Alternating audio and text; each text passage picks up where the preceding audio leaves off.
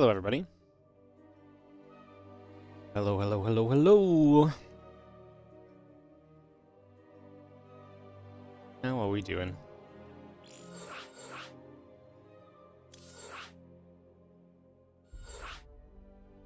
It's a beautiful day. Some StarCraft 2. It's the Rex April Madness. 4 players. Best of 3 group. Oh, actually it's different. It's best of 3s and then best of 5s. So 2 best of 3s and 3 best of 5s today. I like that. I like that a lot.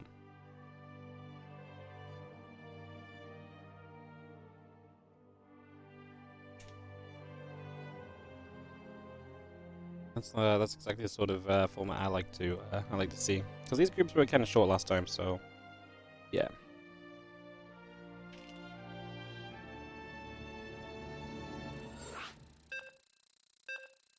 Let's go cast some games.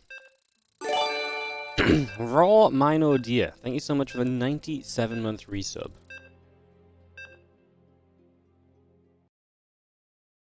How you doing?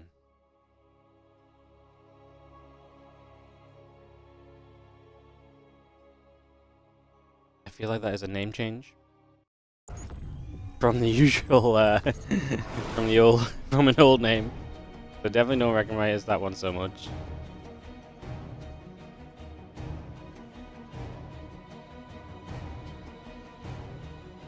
In fact, I know for a fact that's a name change. Alright, thank you so much for the 97-month resub. That's crazy. So many high resubs nowadays. As we get going and into this, let's get set up and ready to rumble into some StarCraft 2. Like I said, it's the Rex April Madness. Start up in Star Child. The first couple of series today will be best of 3. As we start off with some PvP with Hero versus Nice. Hero will be a favorite here. But we'll see if Nice can maybe pull off an upset in the mirror matchup.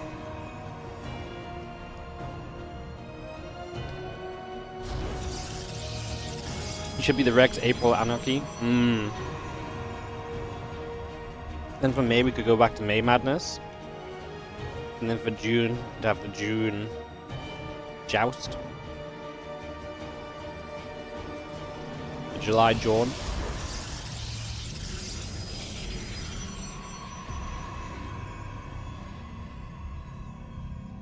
I'll tell Rex that you guys want to see more alliteration in the title.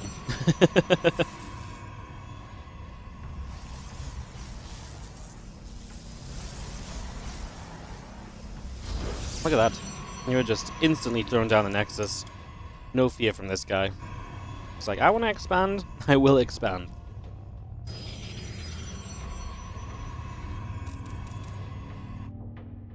As Nice goes into the double gate then, he'll probably expect this to be a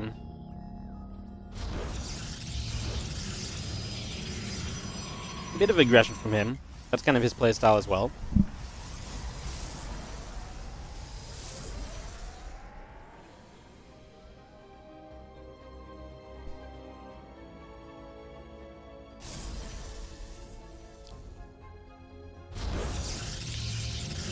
Well, there's the proxy. A robo facility and could not be closer. And it was put down right in front of Hero as well. So Nice is like, I'm doing this, and you're going to accept it.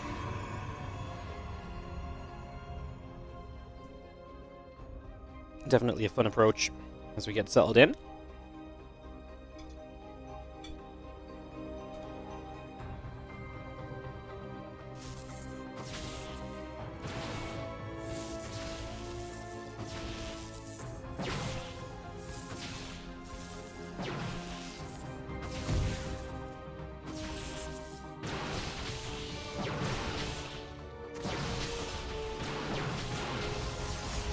Unfortunately, we're going to lose the pylon. I mean, at this point, surely we step forward as Hero and kill that pylon off, no? He has batteries, so yeah, he knows he's got time to kill it. Gets back to the battery. This is going very badly for Nice. As your entire strength field push. I mean, Hero's now going to have an expansion. Soon to be with more Stalkers, and soon to be with a faster Immortal than his opponent.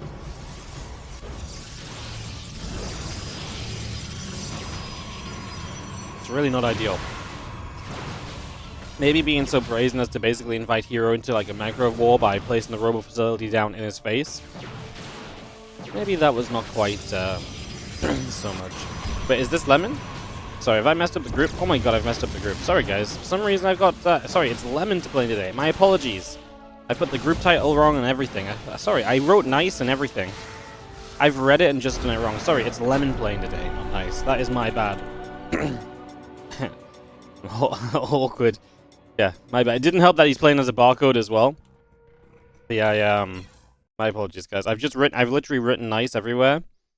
Because I knew Nice was playing this week, but Nice is actually playing on Thursday. So I've just gotten that mixed up in my head. I've not read it properly as I checked. Is that a donation?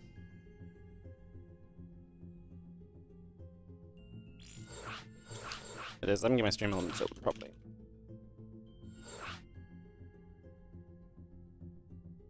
So yeah, my bad, sorry. It is Lemon playing today, not Nice. I already correct name change from Robothari. Yeah, I knew it was you deep down, mate. I looked at your message history and I saw the messages. They rung a bell. Appreciate the 97 months, mate. It's crazy. Hope you're doing well as we get into game 2 of Lemon versus Hero. My god, guys, like I say, just get myself mixed up a little bit. No, nothing like Wardy getting myself mixed up. No, Clem will play on Thursday's group with Nice, so Clem will actually play Nice's group. I think I was talking about Nice's group yesterday a bit, so I just had Nice on the brain, and I literally just... When I read through the group, I literally read the first 3 names, because I knew the other one was Nice, at least I thought it was.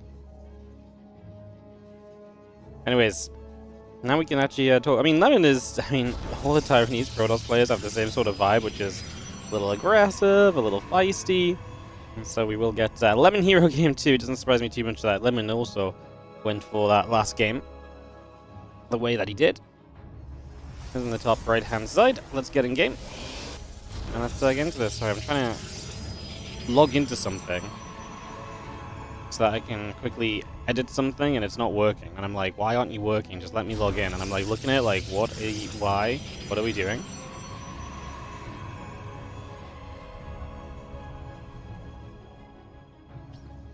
But, yeah, apparently won't let me log in. Alright, well, that's okay. Back to this. Yeah, things not letting me log in. Isn't that crazy? How's everyone doing? Obviously, we had a big stream yesterday. If you missed that, we were on the front page of Twitch, so we had some extra views and stuff.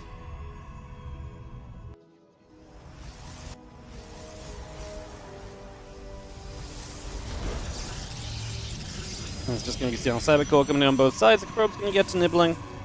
Start to deal some damage in these early stages.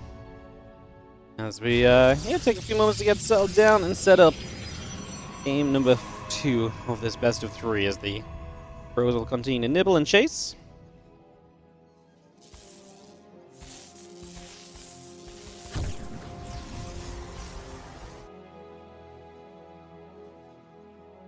Probe coming down. Nexus sets up. Cybercore on the way.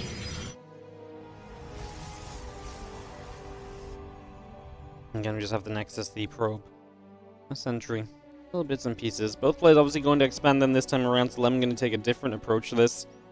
I'm just still being good lately. I do just think it's going to be very difficult for him to take on Hero, who is obviously very good.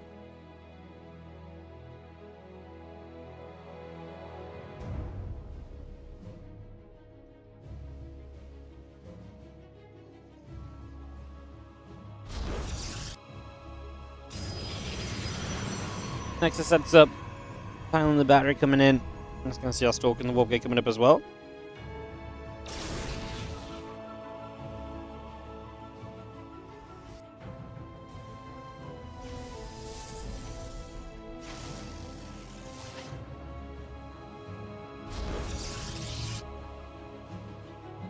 So the Legionnaires going to fly through. We're going to see what's going on.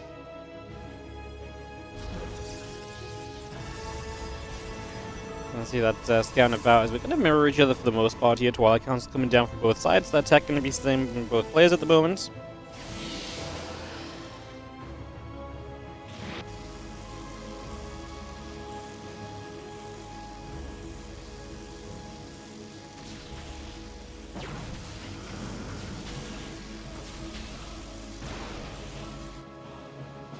And those hallucinations moving around. We've got a couple of gateways coming up as well. And yeah, that all rolling as again the blink will just start. So we'll see who maybe gets more aggressive with the blink stalkers here in the near future. If there is going to be some idea of that plan.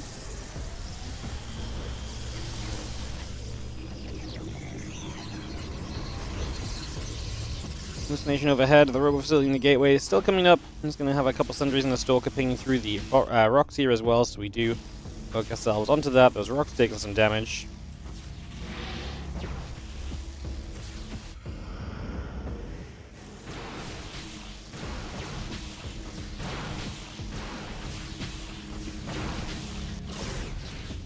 And Hero's not backing down from the macro game, obviously. He throws a Nexus down, so if someone's going to get aggressive here, it should be Lemon, although maybe Lemon's just going to throw down a third Nexus on the gold base.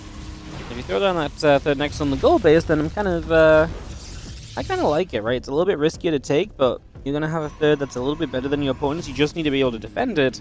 Stalker versus Stalker, I don't think that should be too difficult of a factor.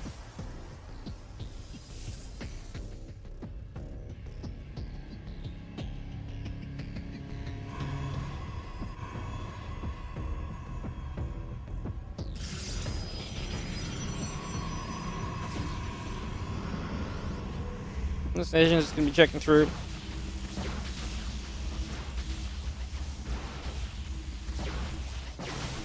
We've seen the hallucination does go down. The blink still very much still on the way around as well.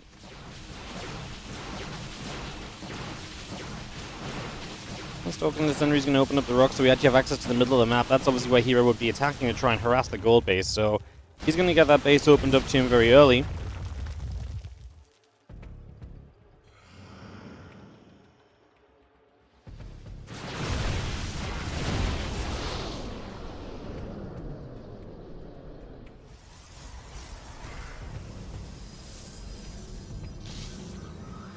A couple more Zealots warping in. We had on that charge, we had on that +1. The gate's still coming through. The Prism finishing up from Hero in a moment. We had the Stalker on as well. And Hero's ready to push. He has one real Immortal, and the fake Immortal too just makes us that much scarier. And the thing is, the benefit of having this gold base just isn't there if Hero then denies you from mining. So, to me, Lemon was setting up knowing that this was going to be happening. So then you've actually got to come through and do something about it, right? As we have couple of Stalkers going to be setting up.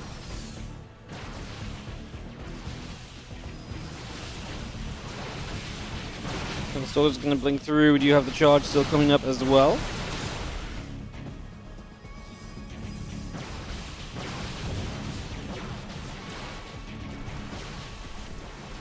Right now, Lemon just trying to break through this set of rocks, but he's just not mining off the third base. This is all time where Hero is just mining more. The attempt to take a gold base is not paying off for you at the slightest.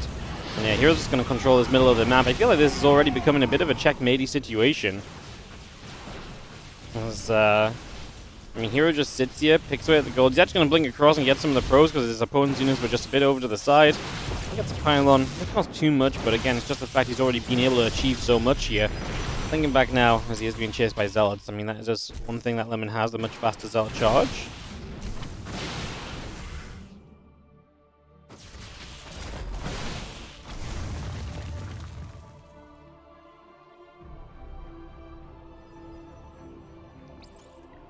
Zealots all still warping in. We had on the Nexus all at the moment.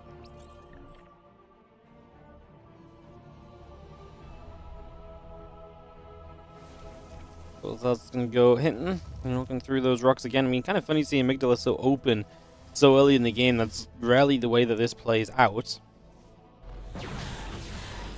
Stalker's going to drop down. A couple of probes will be taking some damage as well.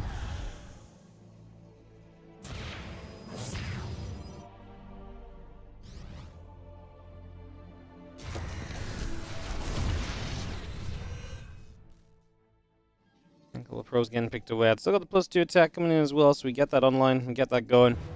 Gonna be seeing the charge and the +1. The Immortal coming about also. As the Stalkers get up to the top, and just gonna chase those few Zealots away. The extra Stalkers coming about. And those Sentries still also on the move currently.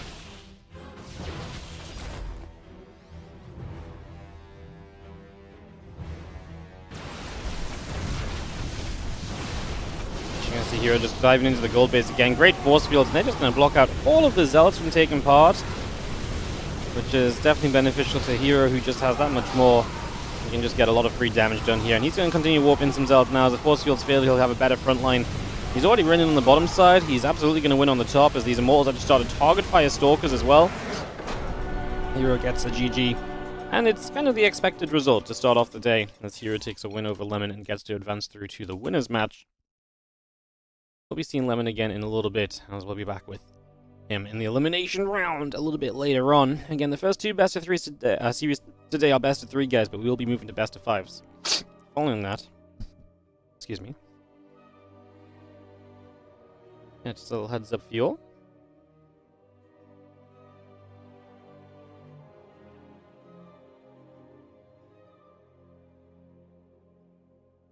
Hero and Lemon get kicked from the party, and now we're gonna get Solar and Gumiho here. So Gumiho should make for a pretty great initial best of three.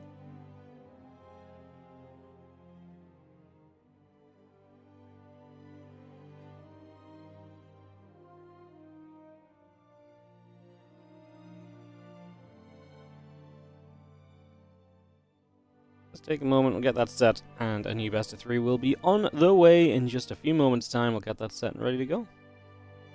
Is Oliveira retired? Yes. Oliveira retired. Said he won't come back even if EWC gets announced when he retired as well, so seems as though he is gone. It was a shame because he was really playing some good StarCraft still. Really was playing some good StarCraft.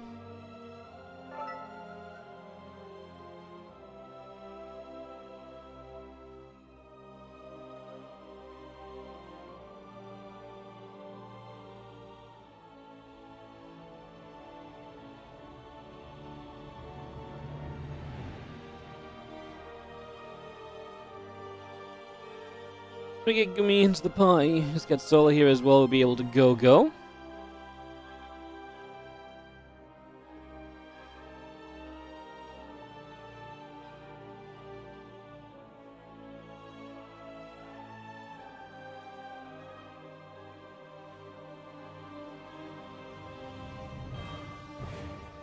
Says Gumi is just relogging. Yeah, we should expect Solar here in a moment. Maybe the speed of this first best of three is going to catch them a little off guard. Yeah, I'll take a moment to you guys. I'm just going to throw the break screen on. I'll be right back. 1 sec.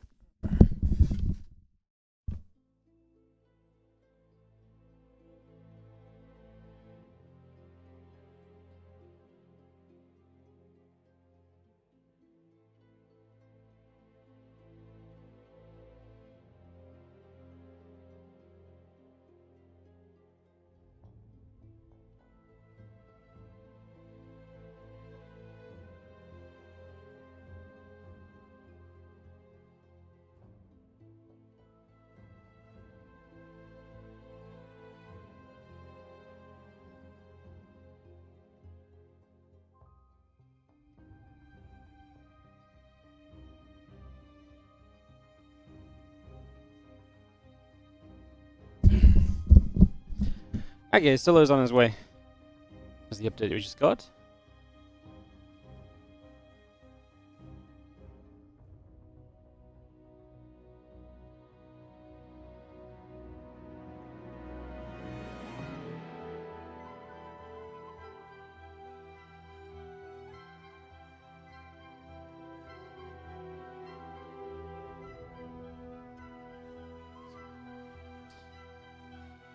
I guess let me sort something out.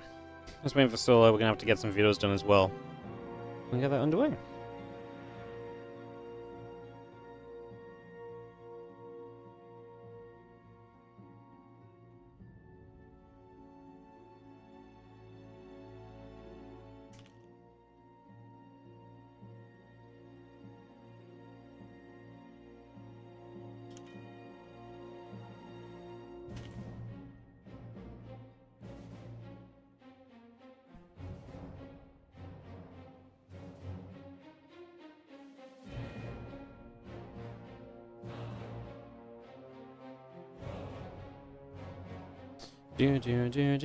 Do. That's a high silver pros. You've seen this part so many times. It's hard to handle balls at this stage of the game. Where did this meme come from? I've seen this meme since like literally only just yesterday. I don't know if this is an old meme that I'm not aware of or a new meme that I'm not as up to date on, you know. It's me all over, really.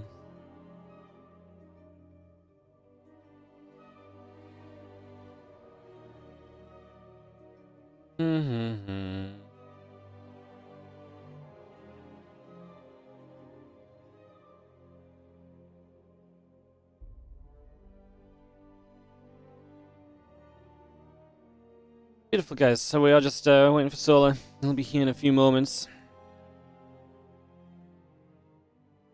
Solar, more like slower. Slow to log in. It was just a fast PvP to start. Nothing wrong there. Yeah, how's everyone doing? What a great stream we had yesterday. It was so much fun to get online and yeah, get on and do a big stream. It was really sick. We had actually crazy ad revenue for yesterday. I was really interested in what the ad revenue was going to do because I didn't know. You know, obviously with front page, like a lot of the viewership is boosted and so on, right? So I was, like I say, very curious. But it was pretty sick as well. It was a good day. It was a good day. It was a good day.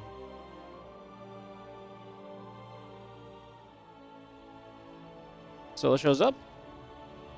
He's gonna veto first, drops the Ultra Love veto down.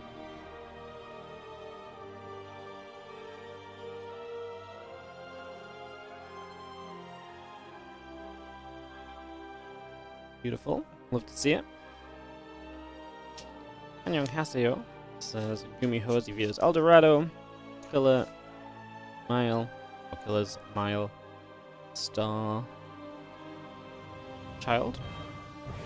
There is no Eldorado in the map pool. Oh. They have been gamed.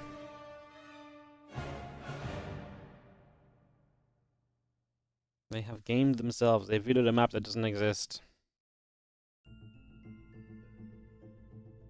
Well, that's good because it makes life a bit easier. Crossline going to be the veto instead.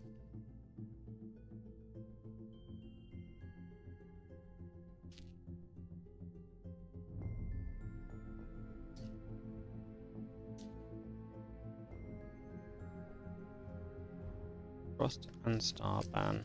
Still vetoed Ultra Love. And I think he's going to stick with Killers. Then he's going to veto Whisper. He's leaving us with Error Home, Amygdala, Whispers, and Sandhome. Sandworm. We also have Persephone, I think.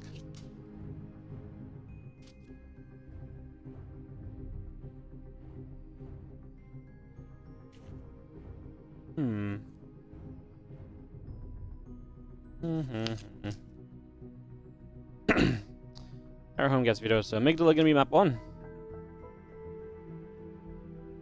Beautiful. Beautiful. What uni did I graduate from?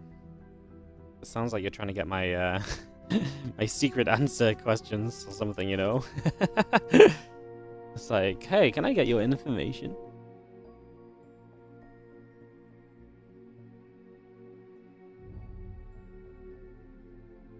Now I'm like, should I answer?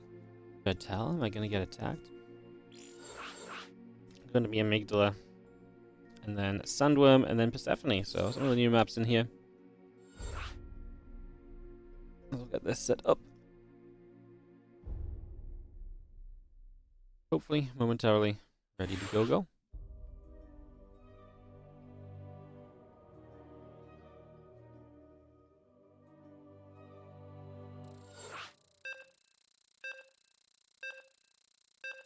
Readies. Alright guys, thanks for a little bit of patience as we got ourselves set up into this matchup.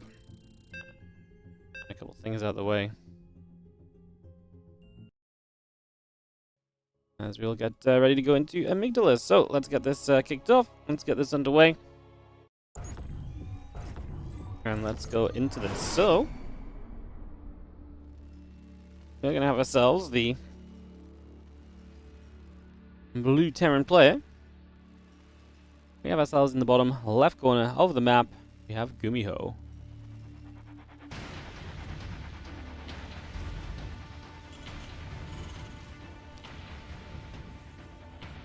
Taking on in the top, right hand side, our red Zerg player Solar.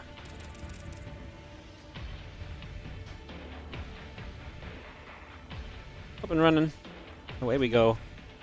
Excited to get us into this one.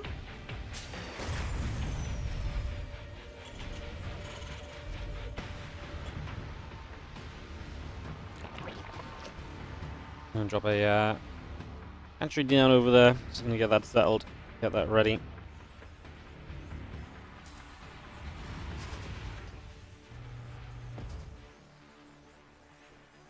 Again, that refinery just coming through. We add on the barracks, so we get that settled in as well. Get all of that rolling here. Just for the moment, hatching the gas coming up right now.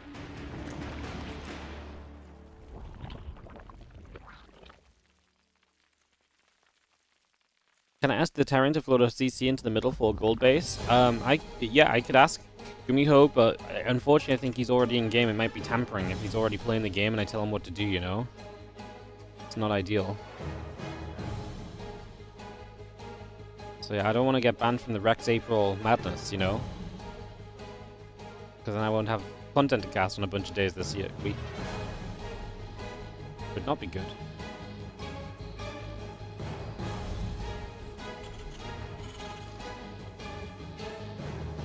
Would not be good.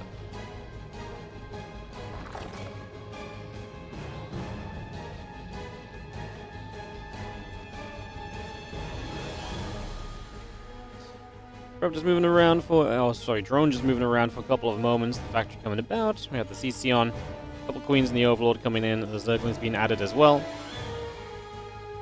I can't get panned. I am the circuit.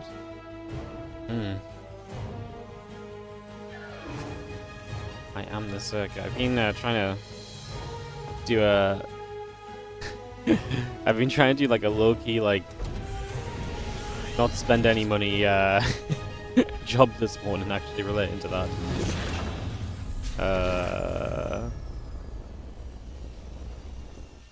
I got my oh my god, that's so big. I got my my Photoshop on. The WardiTV 2025 series. Oh my god. Just put that up there now. I was trying to make the 2025 series look like a little bit interesting. I don't really know if I nailed it, but that's about the extent of my photoshopping abilities. So, you know. I don't really have much more to add in. And I don't have the... I don't want to waste money getting someone to design a logo, you know. Who made the Spring Championship logo with the flowers? This was someone that we actually got to make a bunch of our logos a while back. I can't remember what her name is, but she was suggested to me by Naruto. She was like a friend of Naruto's, and she made like she made some of our WardiTV end of year logos as well. The FPS is going to go down because I'm clicking on stuff, guys, but she obviously made all of the the championship logos, so. Like she made all of these apart from the European League one, which is in the bottom right.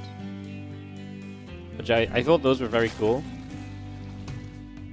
I really like those. So we got those made.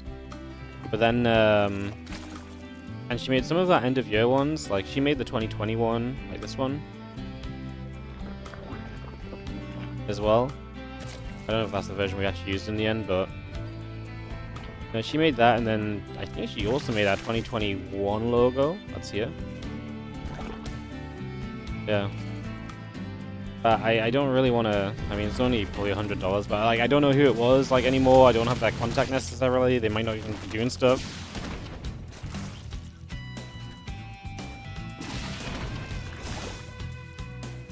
Add inking to the text border to give it a better look. Or like just an outline. I can do that. I have the Photoshop ability to do that. I can do that between games. Really neat logos. Yeah, they are. Honestly, my problem with logos is usually just finding someone who will do it, and usually when I want a logo, I'm like, hey, I really would like a logo in like the next 2 days. Because I'm like, suddenly I want a logo and I want to have it now. And everyone's like, I'm busy, I have like real life stuff, I just do this on the side. And I'm like, no! Or they're actually like an artist, and they're like, well, I have like 700 other clients to get to first. I'm like, huh. I mean, if anyone in chat is, you know, feels like they are talented or competent in making logos, and you have some time on your hands over the next few days, you are very free to reach out. I will happily accept, I'll happily pay for a little logo. That's what we did with the Korean Royale logo as well. We got, I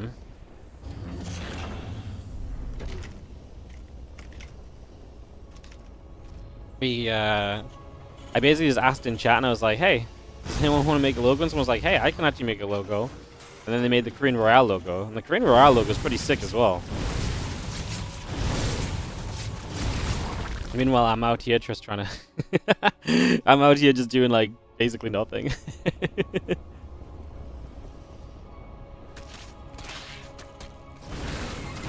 Gumiho is playing mech here in this game. One of the series, which is quite fun. Hatchery kill from Gumiho as well is actually pretty serious, so a bit of a mistake there from Solar as we actually lose out on the top side again. Has to be cancelled. A few Hellbats show up. Solar is not paying any attention. Lost a queen that could have easily been transfused. That's obviously a little bit of a yikes, but we did kill 4 SCVs on the other side. I mean, we'll see how the mech goes. We'll see how the mech handles itself over the next little while as we set up through this. It's going to be having the couple of kills coming through for the moment as well. We're just going to get onto the rock, so we're going to be able to start doing some damage over there. Just jumping onto those, putting some damage out. A little bit being dealt for now. Let's just have our 1-1 vehicle weapons plating coming through. The additional cyclones are coming up as well, so seeing all of that continue to come through.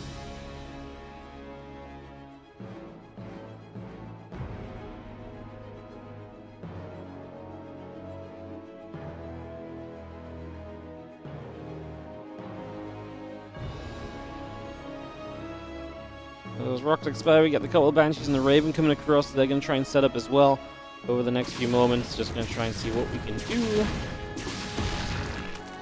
Until we get a little cleanup over on the sides.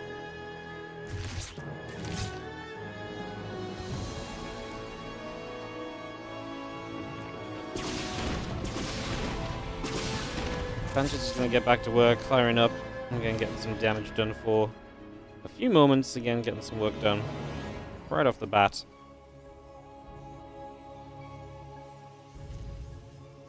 And nice to see those Banshees combined with the Raven as well. You know how long people have been asking for this to happen? It's madness. It's crazy. We do have the Banshees going to turn back around, jump onto those Ravagers, and cancel up a couple of them that were on their way in, so...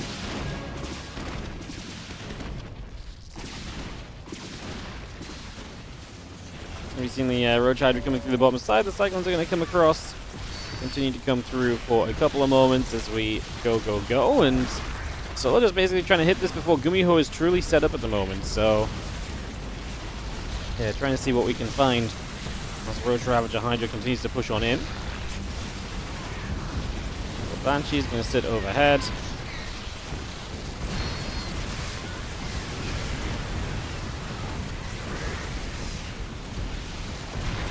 And this the problem is that you can usually make some progress and then you kind of get stuck a little bit, so that's kind of where we're at right now.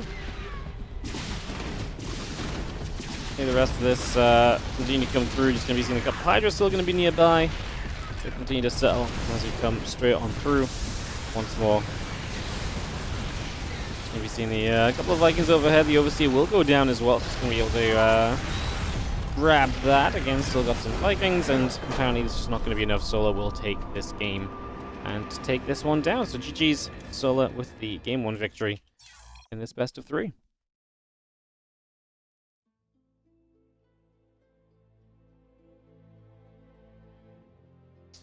Alright, well, I'm going to have to run some ads, guys, because we apparently didn't go live soon enough to pre-run ads, but we'll get that going. And Solo takes the first game. I feel like Solo's much better than Gumiho right now. Gumiho seems to be taking a little bit of a step back recently, so I'm not sure how that's going to go.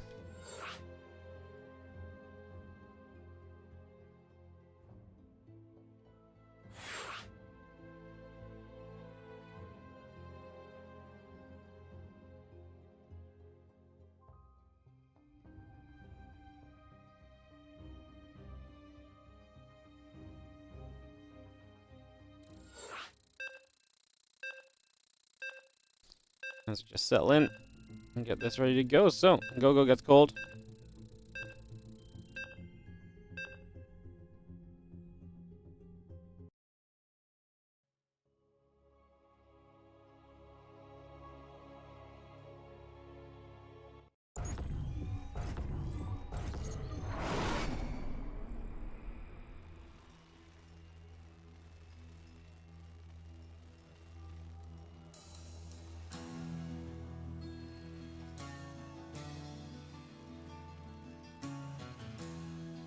Alright, let's get in game. Sorry, guys. Just saw something.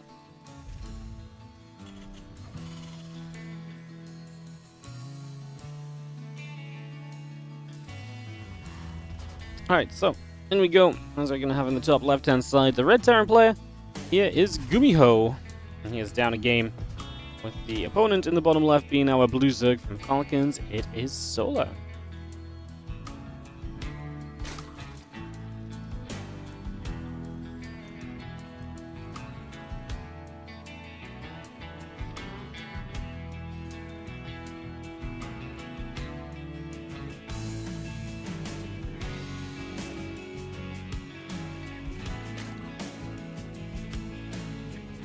And hope everyone's doing well. Thanks for joining us. Some Rex tournament action. Appreciate Rex putting on a tournament. It's nice for us to get to see something different and not have to, run tournaments just ourselves. Have some non-WardiTV content to cast is really nice. It goes a long way. As we have this Overlord just going to be moving up. Pushing over. And, yeah, it's going to get a little sighting. Oh no, he actually pulled back. He didn't see it. Oh no, Solo does not see what this is going on. This is triple Rex as well, so pretty committed.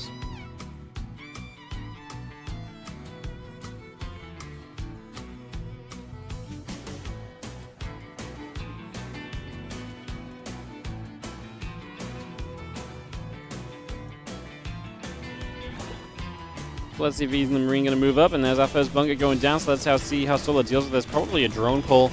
Has to come down immediately.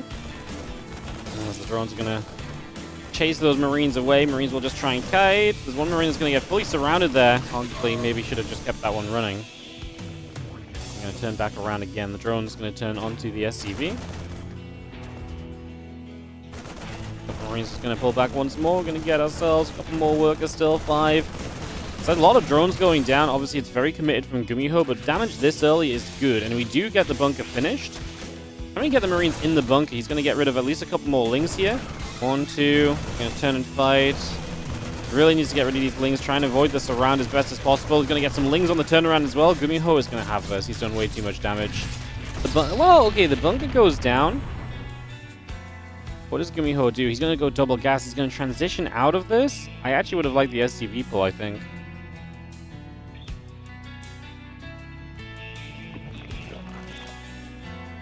Second Spine Crawler setting up. Well, second Spine Crawler is good for Gumiho because if he's not going to SCV pull, then a second Spine is not really required.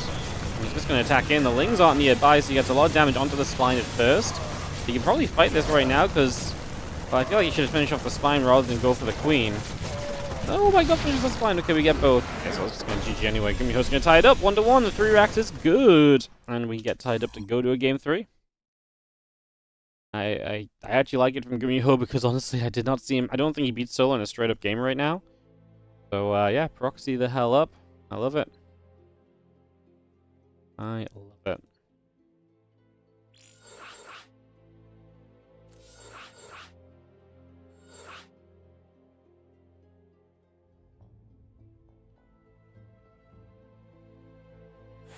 Do, do, do.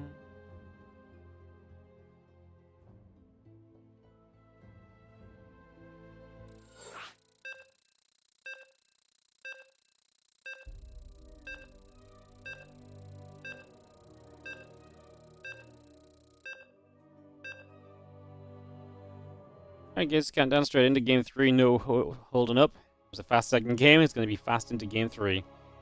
And let's get this ready to go.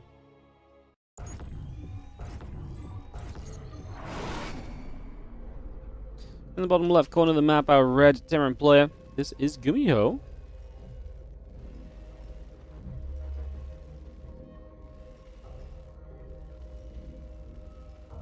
Taking on.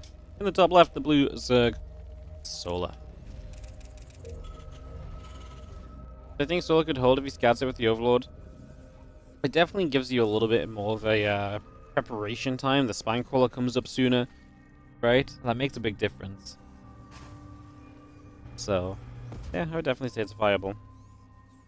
Problem is, I think you probably chased too far off the Lings a little bit. If you're going to chase that far, you really need to result in surrounding the Marines a little bit.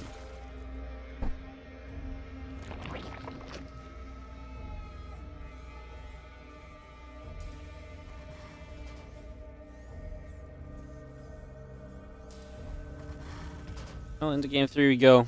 Pick this off.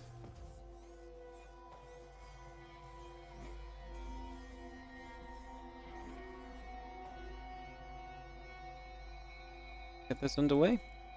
I love that we're looking at this healing shrine. We've actually seen this healing shrine be genuinely useful lately. Awesome. So nice. Just got ourselves the hatch, gas, and pool all coming up. A couple of drones are coming in. Overlord heading down to the bottom for a few moments here as we get settled and ready to rumble.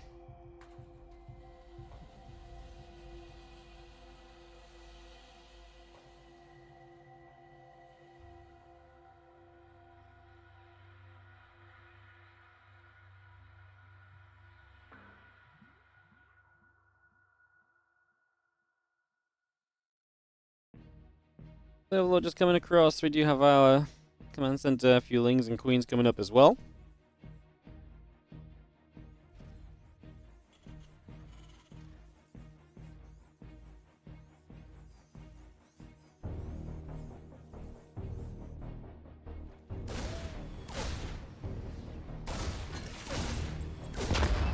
Keep it going. Drone taking some damage.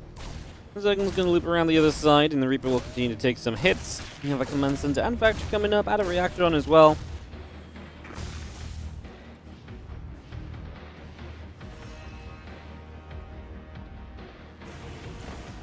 Alright, Reaper turns away. Again, the Queen just going to be there. Hope that Reaper get pushed back for a little bit for the moment. Still so far so good. And Reaper moving about, the orbital command coming through. CC is going to be there, Starport adding on. Binary coming up. Still got the link speed again about halfway done already. We just have our couple Queens setting up as well. Drones being added on to.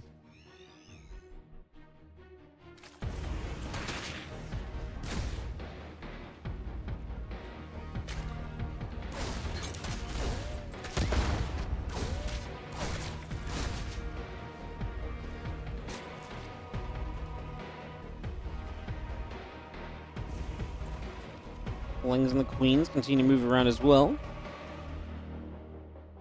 Can we move around a little? Maybe seeing the starport lifting off. They can move over to the tech lab. Gonna jump on that.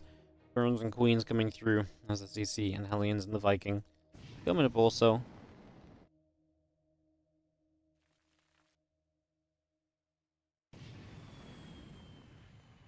Reaper and the Hellions just gonna work their way up to the top. Still got the Viking and Hellions coming up. The cloaking coming on. We had a tech lab. We had the orbital.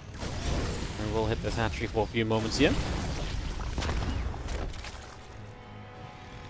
Couple of Queens getting bounced around.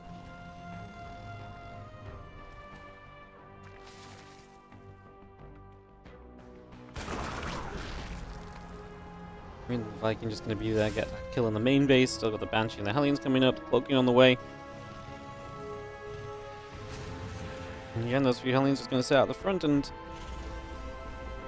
gather around for the moment, wait for their chance to make something happen as Gumiho will send them across. I like that he's playing Bio this game. I don't think he's favored, but I think it's his best shot at getting a win or having some opportunity here, to be honest, so I'm very into that for our Terran. As it's like I'm going to hit that Overlord as well. It's just going to get a few shots off there. We can continue to try and add some damage in. To move on through, we're also going to be seeing the Hellions getting a few more Zerglings also.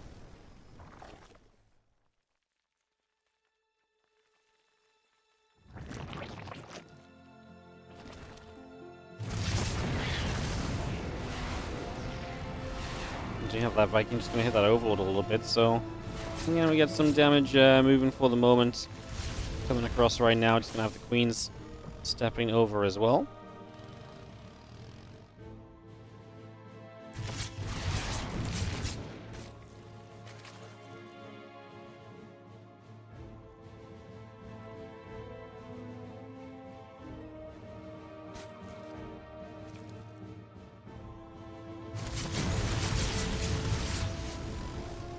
Queens once more going to be there. It's going to get turned around, so nothing too exciting on that. We just have a couple of moments. The hatchery in the top right going to come straight through. And again, the 1-1 upgrade set up. The stim pack is going to be finishing. Get the Evo chamber, and get the Lings, get the Bane speed. I think so far, so still very cozy with what we are looking to achieve.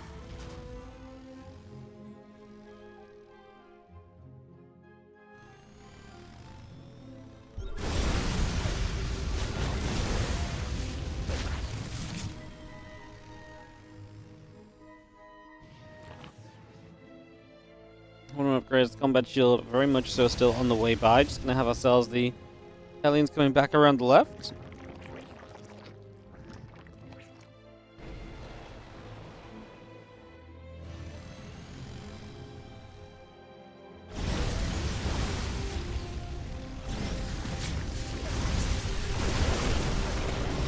Takes him in, has to cancel that base already. Gumiho with the push timing. Already looking fairly dangerous. Extra barracks and the armory coming up behind this. He didn't even have 1-1 yet, though, so I mean, not great to be seeing this little move happening right now.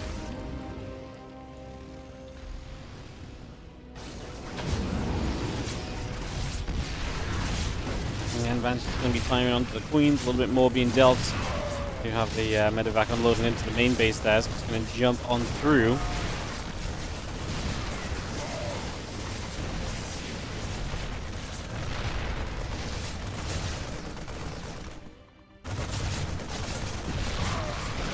Get rid of a couple of Queens. We're just going to be able to grab those, and we do have ourselves the rest of the Ling Bane showing up as well. I'm just going to get there. That siege tank is going to go down too, so just going to grab that. Easy pickings. I mean, the melee upgrades are going to be done here from Solo soon, but Gumiho still has that supply lead in this game. +2 starting from him also, so making that progress, getting that set in stone.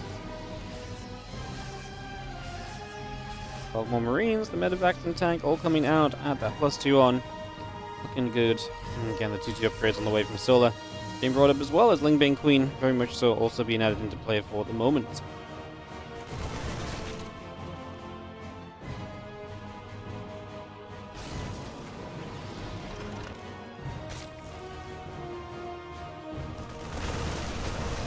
Ooh, that's a nice little catch, and with the speed zone as well, it means that you get a quick bit of pouncing action from Solo, kind of getting on top of that, so that's great.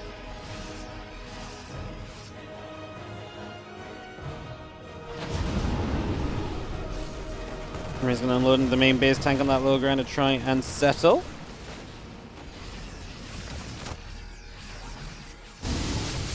You have the Marines going to have to load up though, but it's all about Gumiho just trying to find value, and Solo's going to do the typical Solo thing, which is I just need to hang the hell on in there. Let's see if we can, let's see what we can do. He's going to pull back. The Zergling's still trying to run on forward.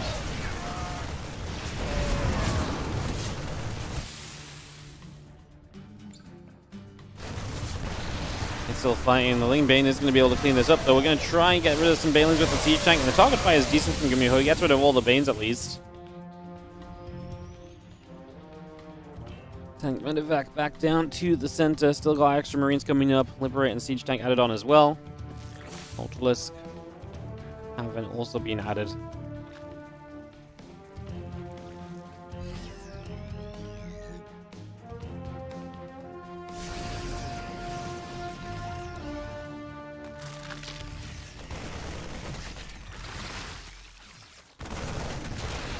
Is going to step up. The Bane's going to force the Marines to load back in. We're going to see the rest of the Marines still moving through as the tank shots continue to go very well at the moment. Again, Adrenal Glands coming up. We get ourselves the 2-2 coming in as well. So our Marines just stepping forward.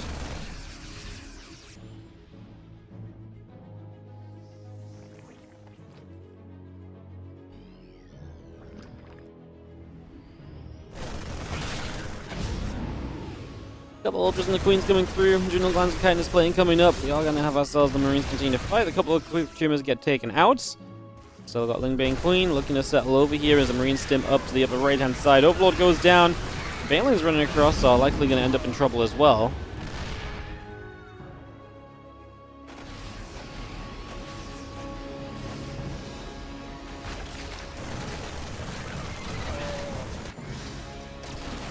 Liberator going to fire up nicely, get rid of a few more of those drones. There you go, the Lingbane coming on the right hand side. Marine's going to pull back over to the left, stimming away. I mean, Solo having Ultras out makes it so much more difficult for Gumiho, who is still committed to the 3-base aggression.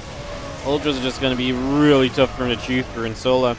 He had a lot of time in this game where Solo was down and was definitely not quite where he wanted to be. Yeah, I think at this point it's obviously looking very good for our Zerg player here, who is looking to get to that winner's match take on Hero.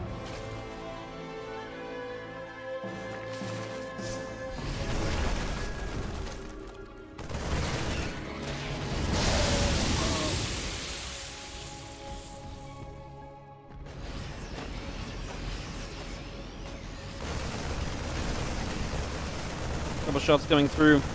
Marines is going to go and jump onto that hatchery over on the other side, so just going to try and get some work done there.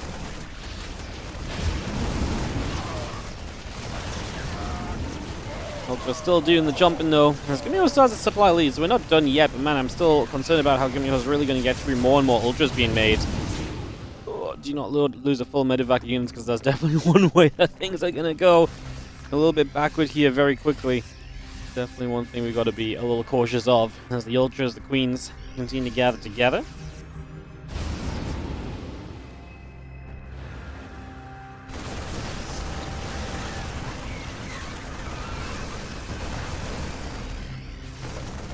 One is very much so still stepping through. Nothing is going to come about. The Bane going to be there. Drop a Parasitic Bomb down on a medevac. It's going to drop off as well. The other medevac going to have to split away over to the sides.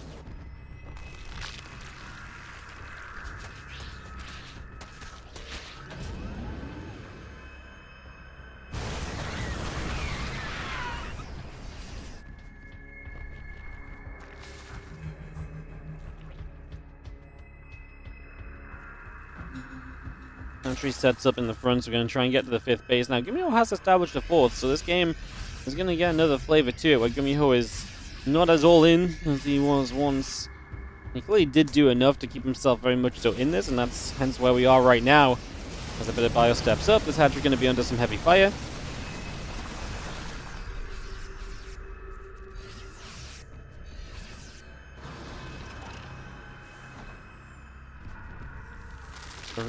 Three melee upgrades on the way out as well. We had the Ultra Bane laying all on. Extra Banes are building. The bio going to come back over to the center here. I'm glad we're getting kind of a bit more of a better game between these two, because obviously game 1 Solo kind of wiped Gumiho down. Game 2 Gumiho just proxied to the Solo. I feel like Solo Gumiho should always give us competitive games, and this is what we get. I do think Solo, like I said, to me is better right now. As that 3-3 still comes up, Hydrogen coming about. Again, CC's Ghost Academy being added on in there. As our biotank pulls back over to the left.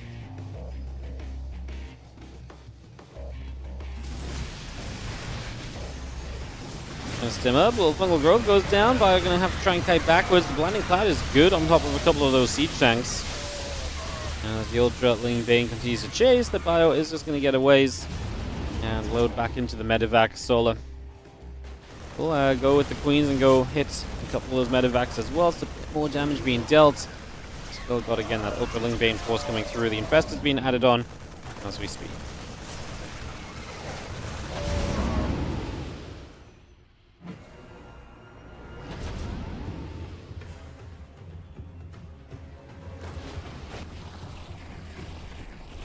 He's going to unload over on that far side. 3-3 upgrades coming through. We get ourselves more upgrades coming about. The Libs coming through. The Widow Mines, Marines, and Marauders all being added.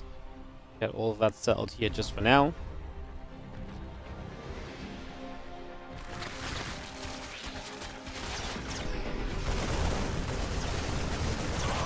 And the Ultra just provides such a good defense against Marines. We're going to try and run around the sides here.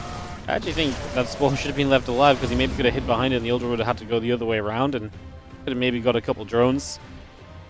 Both players now maxed out as Gumiho goes fully into Ghost Liberator production. Solar, again, still just heavy on the Ultras. These Marines is going to have to lift up once again.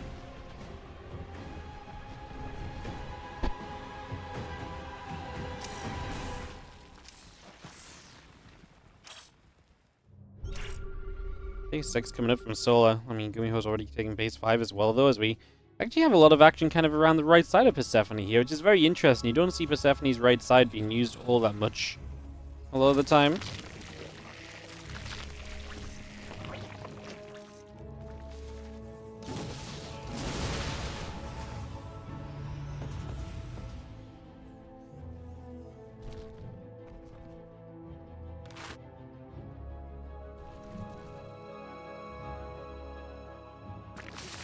We can draw some injects down. We have a lot of Zerg moving down the left side, though.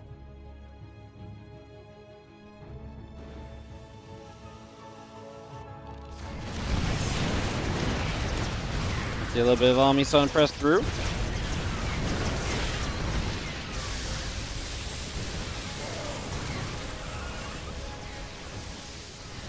Already lose one base. Oh, with the power right now. And actually, those Banes still crashing in. The attack on the other side from Gumiho doing nothing. As Fungals keep landing on these units, the Ultras are getting to chomp through a lot of stuff. Goes with energy, just pulling Fungals, unable to sniper it or so.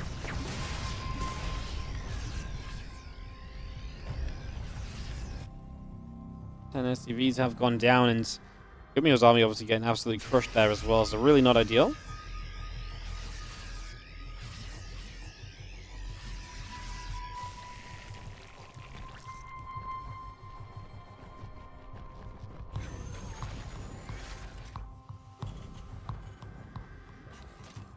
Yeah, Bio gathers up. The Medivac's going to be there. A couple of Widow Mine shots are going to fire through as well. The Zerglings taking hits. The Ultras taking shots. The Liberator getting shot at it as well as the Bio will fight. A couple of Ultras will be going down here. I think going to lose all 4 of those Ultras. So a couple of Banes go down also.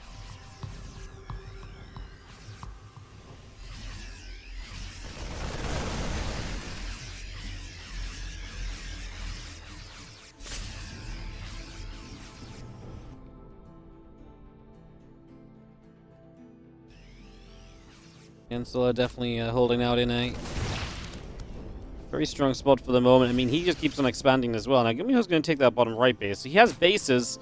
I'm just not convinced Gumiho's going to keep a lot of these bases alive. I do think he's going to run into trouble with that process as the Zergling's going to take some tank shots.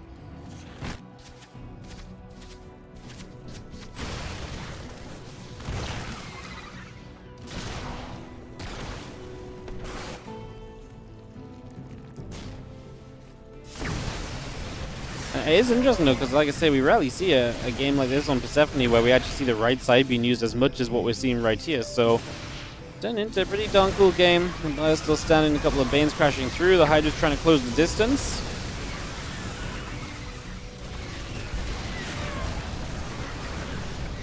The Bio pushes the Lings back the other way. Bio's still trading. The Hydra, Ling, Ultra going the other way as well. Just going to see the Hydra's going to surge on forward, and we see more of this Bio continue to take some shots. And then Advanced Ballistics coming through, the Marauders coming up.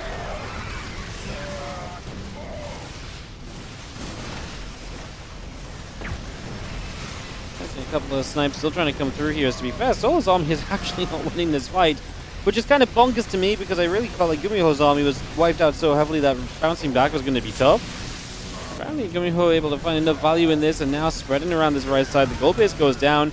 Solo should just get the hell away. Right now he's giving up units that are just here for no reason anymore. He's actually so far down in supply.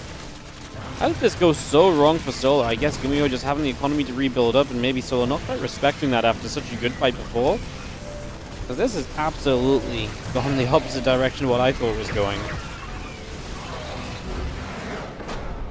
GG's.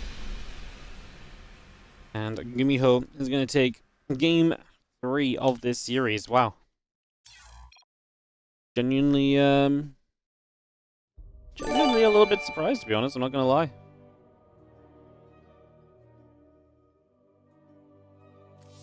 Genuinely a bit surprised.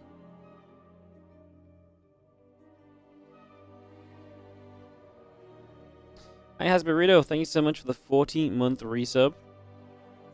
That was such a curious game by Gumiho. Like, I feel like he lost this game 100% and then he won it again. Good fight. Remax took a bad fight without casters. Yeah.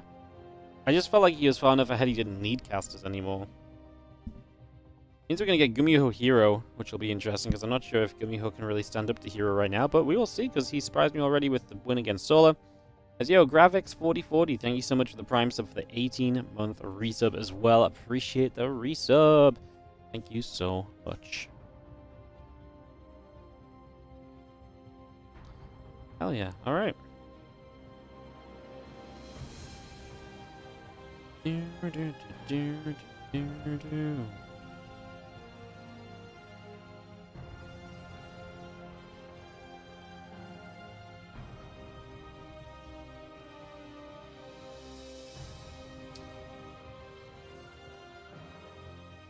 Remember Gumiho behind you took a bad fight, but you had a billion CCs ready?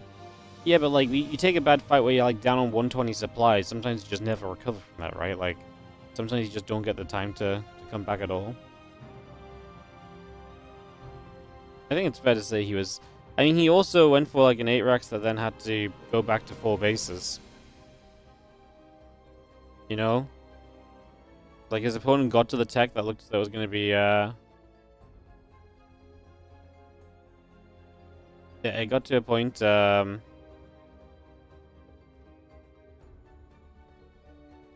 have to build a 4th base and back away, and that tech's on the field. I already feel like it's meant to be kind of bad for Gumiho.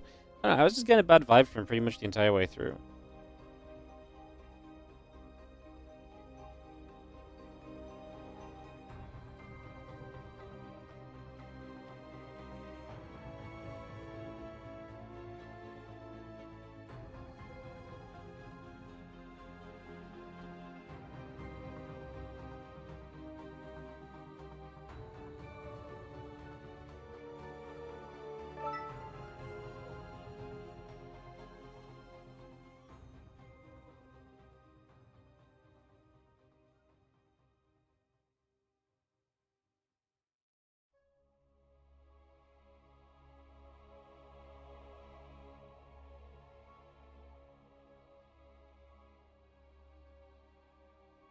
Alright, this is going to be best of 5 now, guys, by the way. So, winners match, losers match, and decider match, all best of 5. So, that's exciting. What we're going to be having in the Spring Championship as well once we get to Group Stage 2. And Spring Championship, by the way, if you're interested, this tournament happening, starting up this week, our groups are set for groups, for Group Stage 1. So, Group Stage 1. Tomorrow, we're going to have Group A already, which will be, get this down to 2 at a time, Dark Ryung, Mana Classic, and Nicorakt. And then Group B on Friday will be Rogue, Hero Marine, Creator, Zaun, and Geralt. And then Group C, Shin, Kua, Showtime, Young Yakov, and Trigger. And then Group D, Bunny, Percival, Solar, Jumi, and Skillus. Looking forward to those, guys. Should be fun. That's our Group Stage 1. Then 12 of those players will be joined by Max Pax, Beyond, Hero, and Clem in Group Stage 2. I'll be starting up in a week. Beautiful. Beautiful. Amygdala and Frostline, and we have first 2 maps: Ultra Love, Star Child, Whispers of Gold, and Arrow Home get videoed. So I'm going to see some fun maps here, I think. See some fun maps. What's up, Game Jinx? How you doing? Hello, hello. Hello, hello, hello.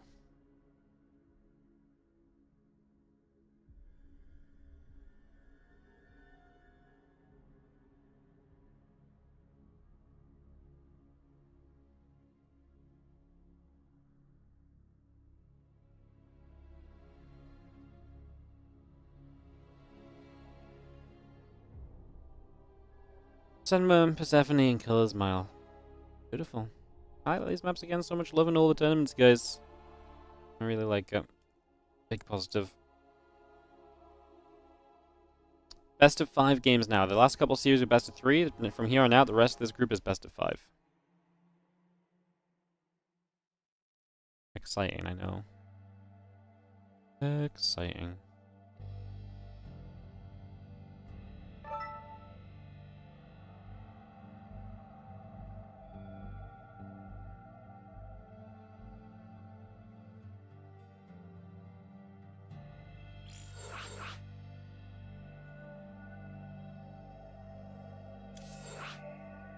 Are you gonna hop into Amygdala? Start off this best of 5 TVP. Will Hero... I mean, Hero's been looking so good lately. I would 100% myself just guesstimate that Hero's gonna be the player to watch for on this.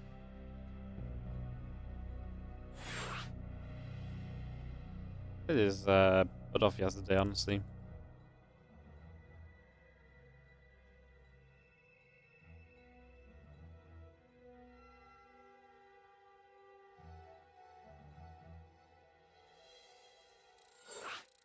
Alright, we're gonna dive on in. So Gumiho versus Hero coming up. I was knackered after casting yesterday. I can't imagine how Hero felt because he played some crazy games and some crazy series all day long. So I thought that was pretty sick from him as well. As we do get into game 1 of this best of 5. So like I say, best of 5 from here on out for the rest of the day. 3 best of 5s coming at you as we make our way through this. So let's get that all ready to go, go, go.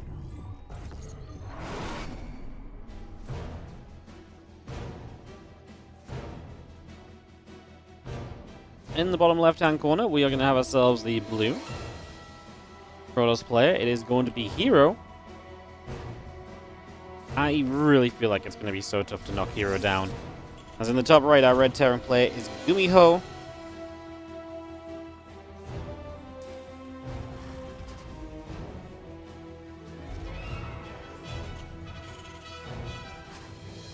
As we get into game 1 of this series, so get this underway.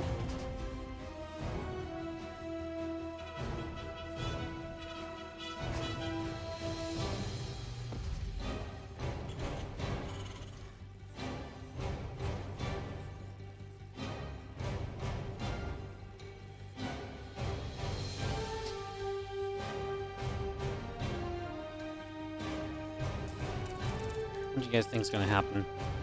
I really think it's going to be so tough for knock down. I really feel like it's going to be extremely tough to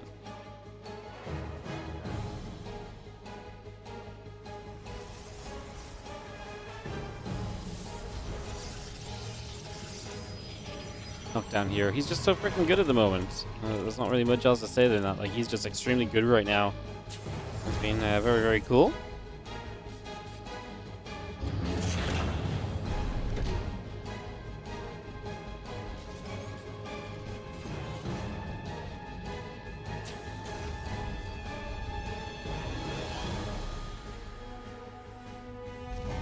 As the steps up into the main base, factory starts, command center on the way. We got the Reaper on the way through as well. We got on the Nexus, the Cybercore will be finishing shortly. And we got the assimilator up and rolling here for the moment. So again, just get that all on the way out. We're settled in. Our Nexus is about halfway done here currently.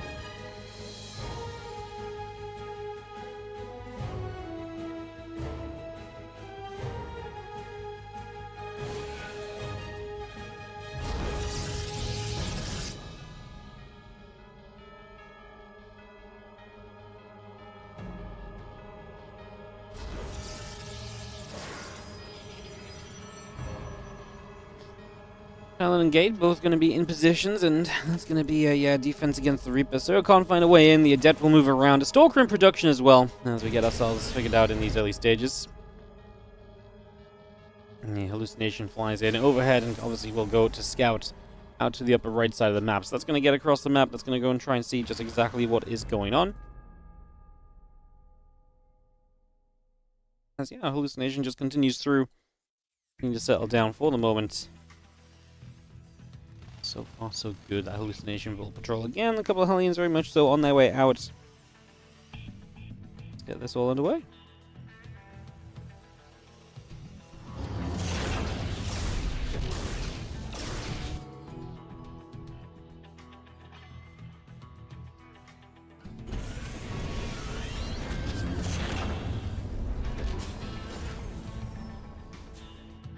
Gonna be a couple of Hellions get on the map. We're gonna see the Liberator as a harassment option as well for Gumiho as he gives himself some options early on.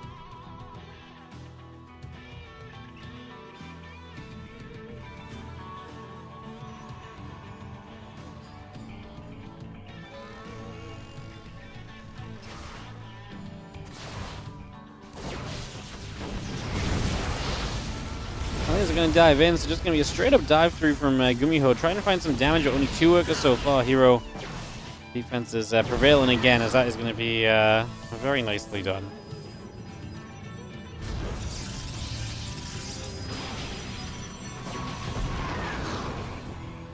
Clean, simple, easy defense. As that Liberator continues to come on across. Going to be getting that underway.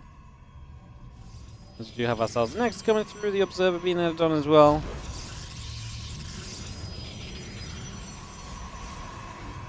And that Liberator going to set on over to the left-hand side. The Raven coming through. A couple of Marines are coming about. The Engineering Bay coming up as well. Hallucination flies overhead. Again, the Raven is going to finish in the Siege Tank. The +1 attack continue to come through. Let's just see the Blink and Observer continue to be added on. So again, we get that underway. We're just going to be having the Hallucination getting as much info as possible. Gets in one more time before it fades off.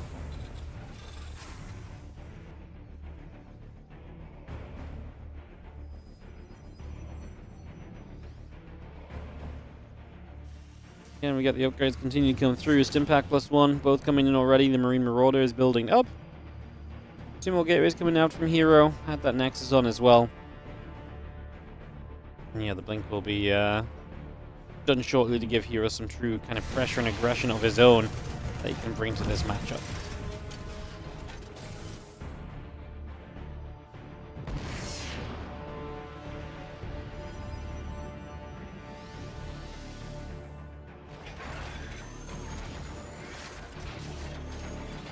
Stalker's going to get there. Liberator just pulling back.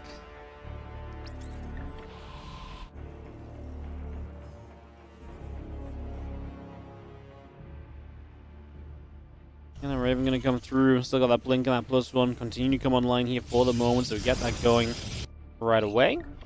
Get that started off.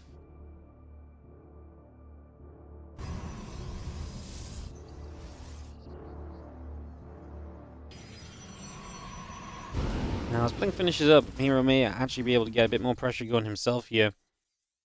We will see, though.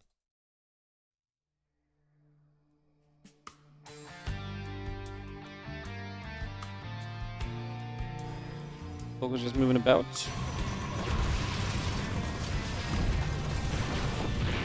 A couple of Zals still warping in. Stalker's going to be there, looking reasonable.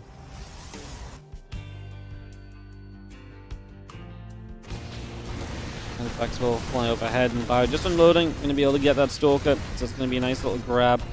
Easy pickings for a couple of moments, and again, that combat shield coming through as well.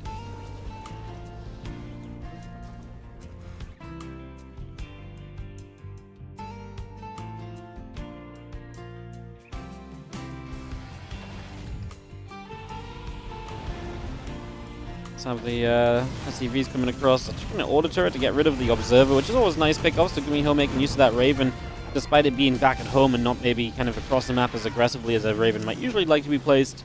Ravens usually nowadays in this matchup do kind of get put onto the role of harassment duty, but yeah, like I say, this Raven is not able to be there on the other side, so it's just going to, like I say, make the most of being over on this side, back at home for the Terran player.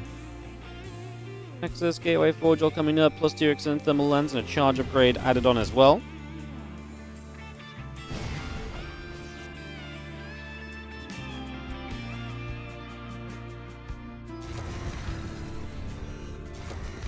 And Marine Marauder Viking coming online. We get ourselves the +1 armor and the Professor Shells coming through. Bio going to stim. The few Zealots begin to go down very quickly. Zealots getting jumped on. The Stalker's going to get jumped on as well. The Pylon right there as the Widowmine burrows. Widowmines don't do much as they go off on already killed units. And Gumiho just brute forcing this at the front. He's going to dive a Colossus. Gets rid of that first one. Has to lift up and back away. But honestly, good trade from Gumiho, who is going to fall back toward the upper right-hand side at this point.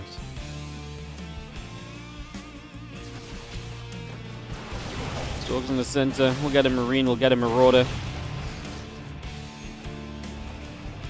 And again, still a couple of Vikings.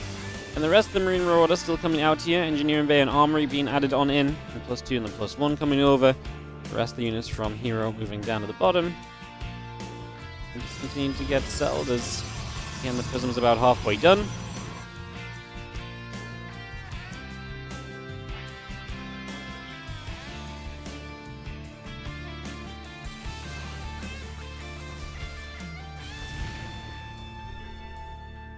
Stores will come stepping through, and again we have the upgrades all setting up. This Tower coming online, the Armory coming in. Get all of this ready to rumble.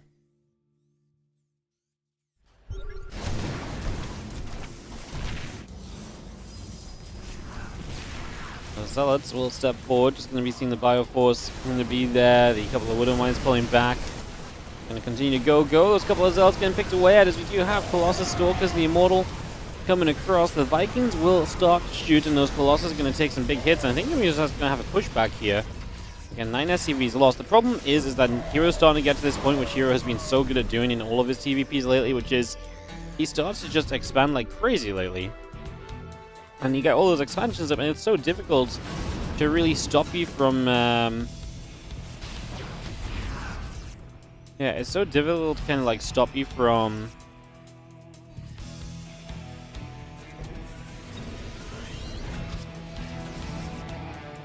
Like, how do you, as Gumiho, get to all of these bases and deny all those bases? It just means that Hero just has a crazy amount of economy. And what's impressive is that you can get those expansions up in serious numbers without being,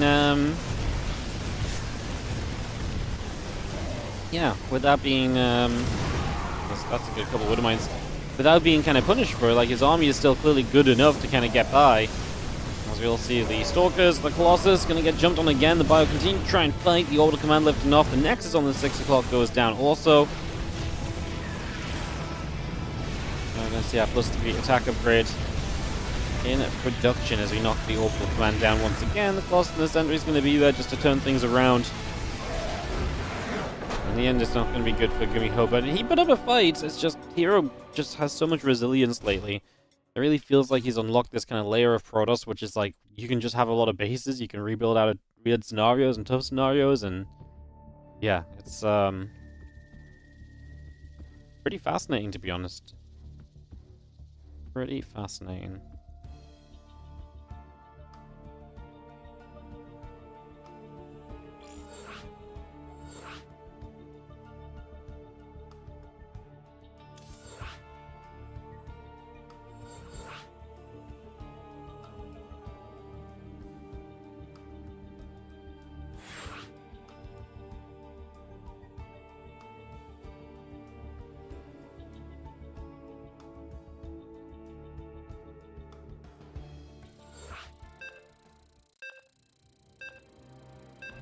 Alright, counting down into Frostline for game number 2. We get straight into our next bit of action here as we continue our games in today's Rex April Madness.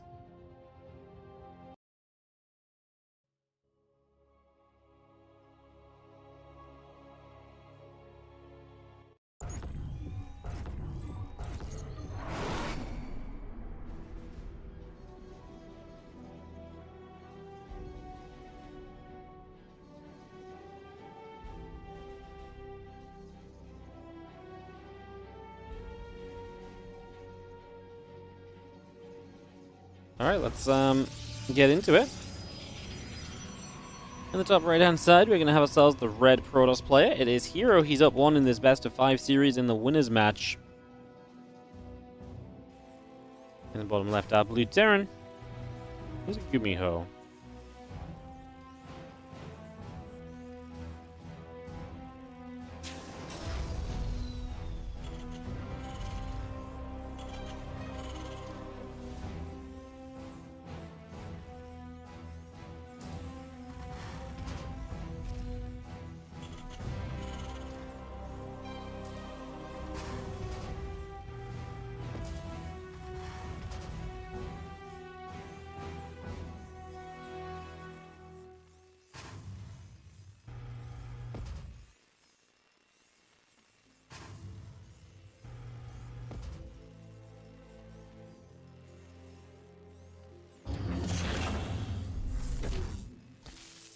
So we get set up, and we'll have ourselves already just a probe coming in to scout Hero, making sure that Gumiho is not getting off to them cheeky Gumiho proxy build orders right away.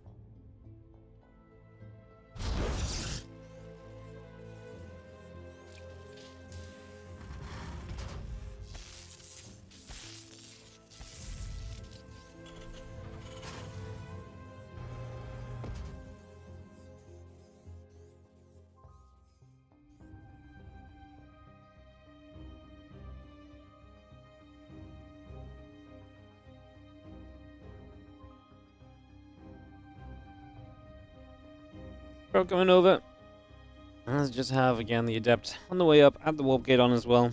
Get all of that being brought through for now.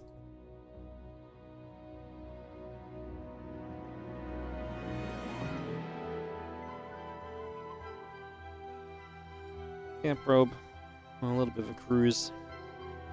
Starting to go over. We have the SCV and the command center continue to join up as well. So again, trying to see what we are getting up to for a little bit here.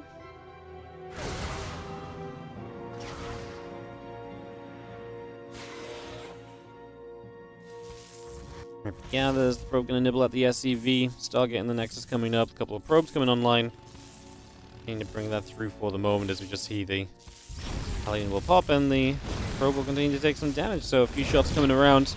Probe will indeed fall. We just have ourselves a couple of Reapers and the Hellion continue to come about. Starport coming through as well.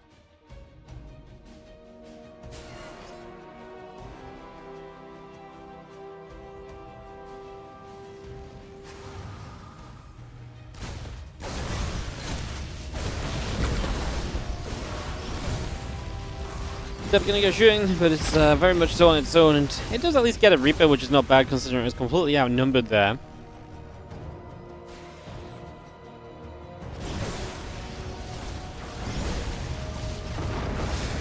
We've seen another couple of shots coming about, hits coming through.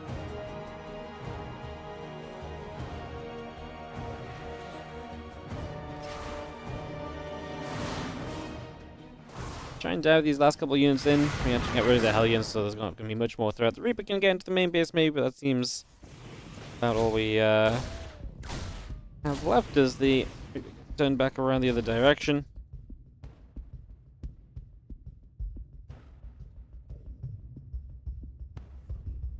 We have the Oracle showing up now. There's a few Marines out, so this shouldn't be too problematic. Let's Gumiho. We'll move up into the main base and try and play defense. The Marines are going to have to go chasing across.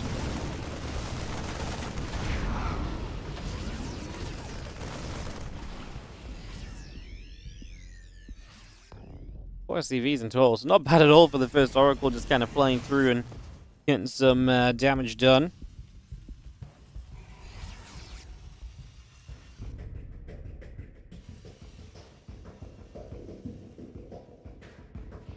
Once that army's starting to move out onto the map a little bit, it's just going to go for a little bit of a push over.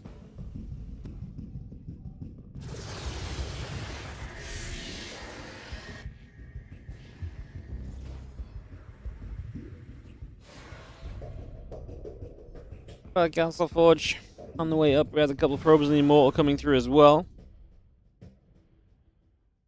Have our Cyclone, the Viking building, add those Marines on. And this army pulling back through the center. The Viking actually gets onto the Oracle for a couple of moments, which is neat.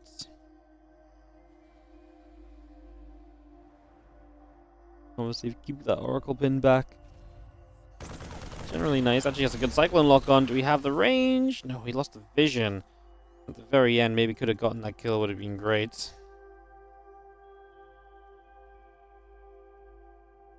It was apparently not meant to be. And the charge and the +1 continue to come through.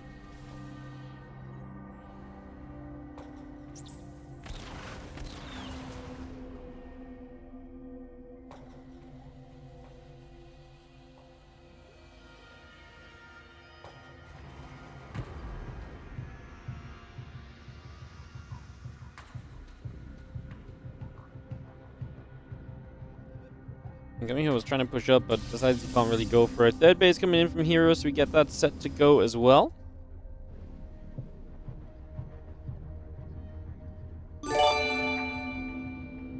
Yo, Emil, thank you so much for the 11-month resub on the Prime. Long live SE2, hell yeah. Officially 11 months, mate. Thank you for priming this up. Thank you, thank you. As the Observer continues to head down to the bottom left-hand side. Just gonna step straight on across there.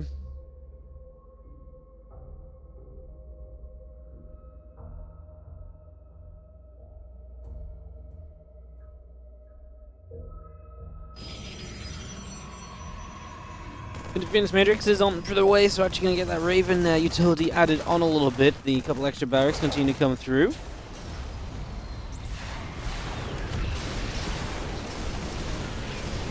And this Hero's just going to push at the front, but Gumiho is set up defensively. Wall off is set, tank behind, and that is not going to go anywhere. So Hero has no success there at all. No fortune on that one.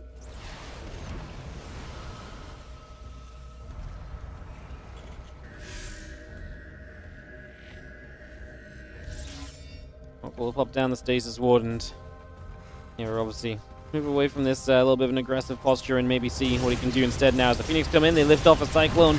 It's going to go down pretty quickly. The other couple Cyclones coming through, getting lock-ons. With the Vikings combined, they will help chase back those Phoenix. They will push this away through the bottom side of the map.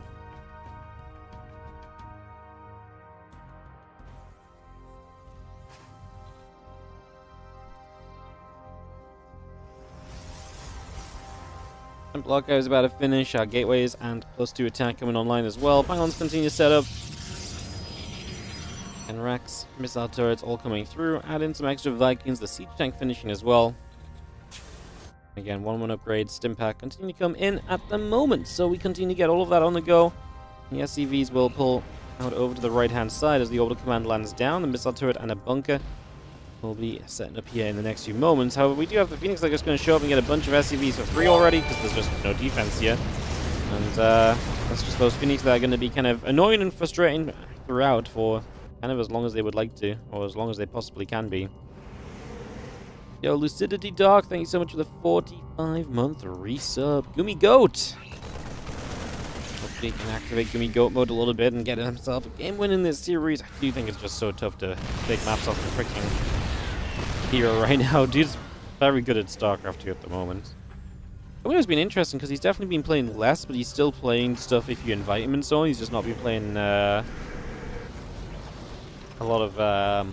he's not really been playing a lot of qualifiers or anything, or open events.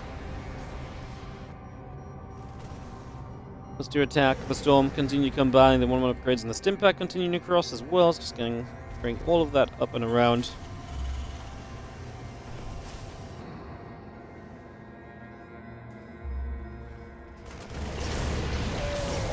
To get a couple of grabs. The High Templar step up. The Fusils are going to join up as well. Hero just going to break through, and that is going to be GG's.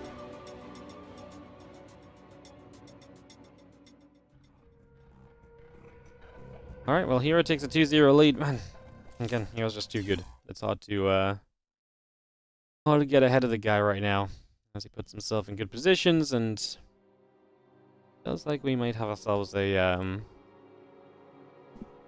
Hero first place finish in this group at this point. Obviously, 2 elite is pretty tough to get back over to.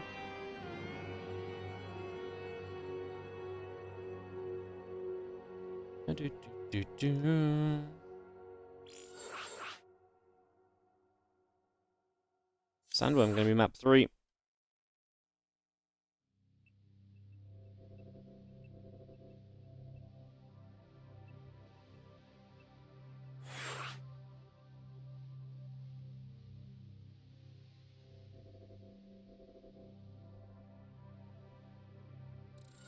Alright, Gumiho and Hero. I'm going to be joining up right now, readying up, getting set. Going to kick off into this over the next few moments. As we get going into Sandworm.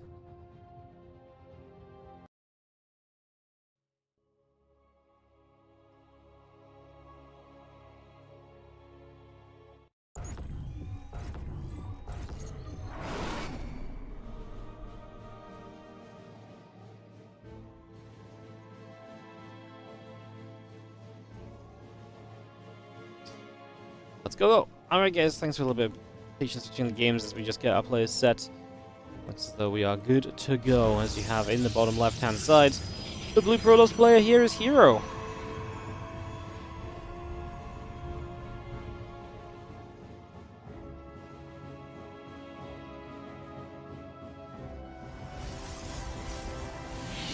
In the top right, our red Terran, Gumiho.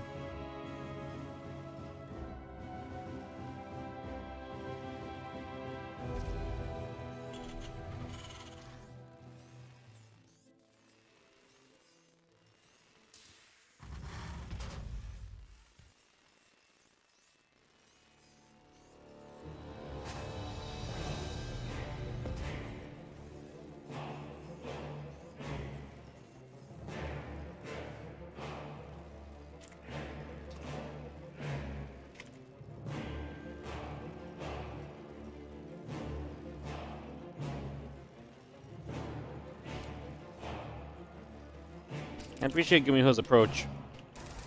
It's like, I'm down, need to win a game, proxy racks. Did the same against Solar. He's gonna do it here as well. Gonna proxy racks Reaper.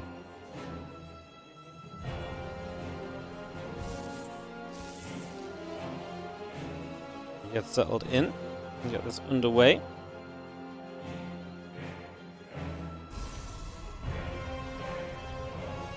Zeld popping out of the gateway. Zeld is nice because it's just an extra unit you're going to be able to have to use against this whole situation, so that's a nice bonus.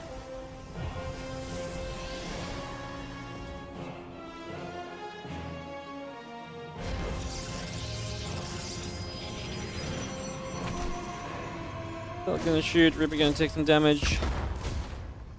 We've seen the Reaper going to hit the probes a little bit. I was just going to be seeing the first probe going down as Zeld continues to chase.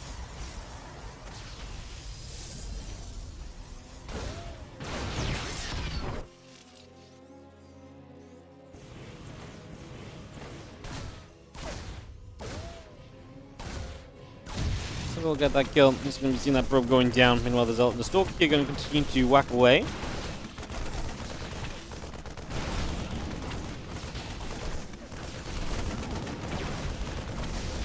Will be going down over these next few moments, so just get that cleaned up. As Bell Pros continuing about.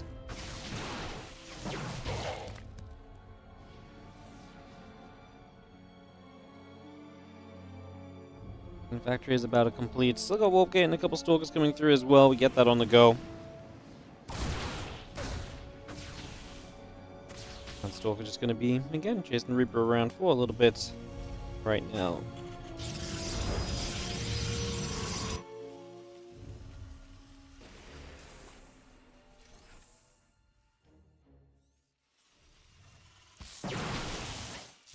This stage is going to step through. So there's a couple of pushes going as he sees these hallucinated probes for the high ground vision.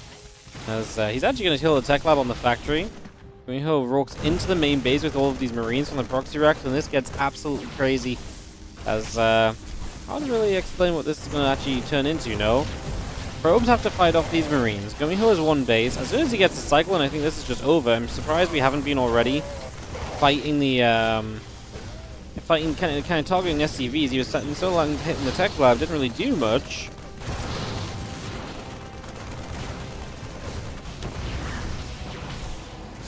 Cyclone pops out, 7 workers go down on either side. We'll just continue to hit those SCVs. A few more moments.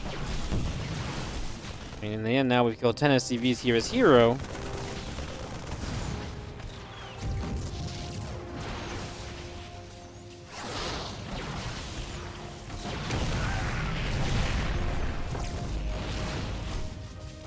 And 11 SCVs go down. Still got those SCVs getting surrounds on those Stalkers. The few Stalkers still gathering up. Cyclone the Marine coming through. SCVs will nibble, and we will kill off one more Stalker from the recall, but coming out of this, Gumiho is down a base and down in workers and does not exactly have an army that is looking particularly impressive in the grand scheme of things right now.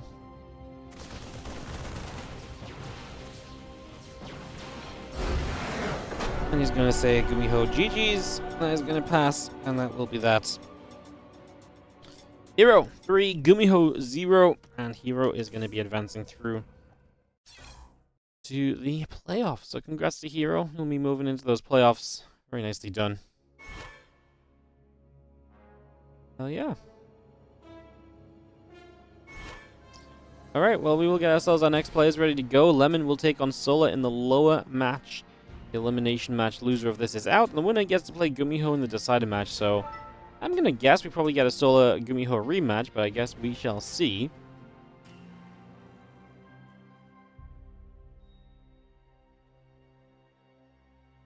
Figured out shortly as we get ready to go. Best of 5 coming through then, guys. I'm just gonna nip to the bathroom, so I'll be back in a quick moment for this best of 5 match.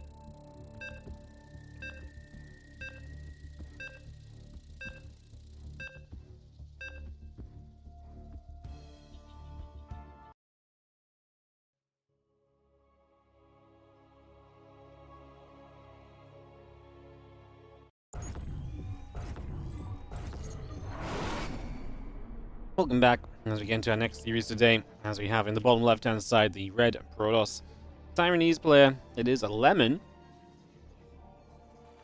battling against the blue Zerg. In the top right corner of the map we have Solar.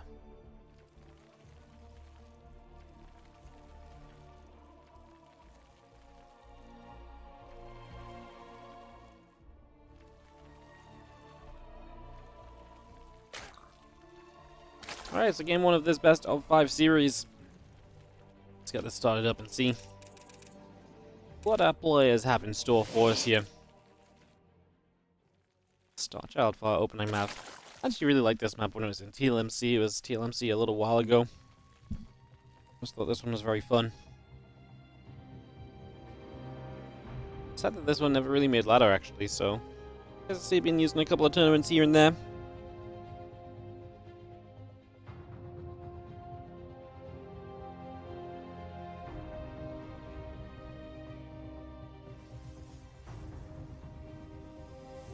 Oh, here we're coming down. Hatch gas and a spawning pool coming up from Solar, so we're just going to get all of that together and ready.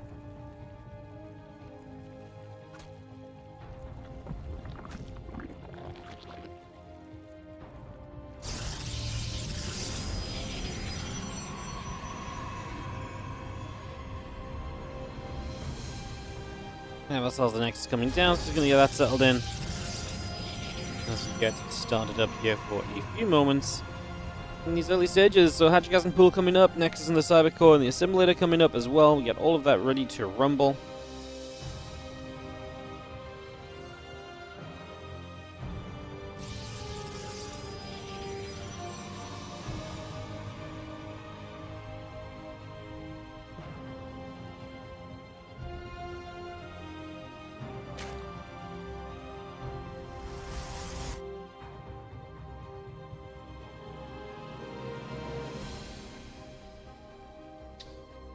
Pro will scout and gives us some information. Solar being, again, a player who's very much so kind of believe that he can get into a lot of kind of aggressive situations and really make a lot of those aggressive situations work out very well for him. So I'll be interested to see if that's kind of his plan here as well. Let's have our, again, Stargate coming through, the link speed coming up as it gets settled in for a few moments here early on.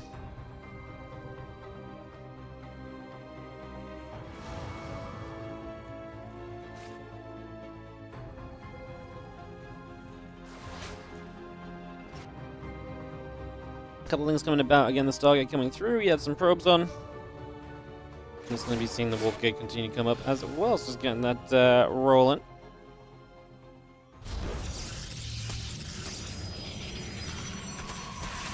Link's going to nibble. Probes will take some damage.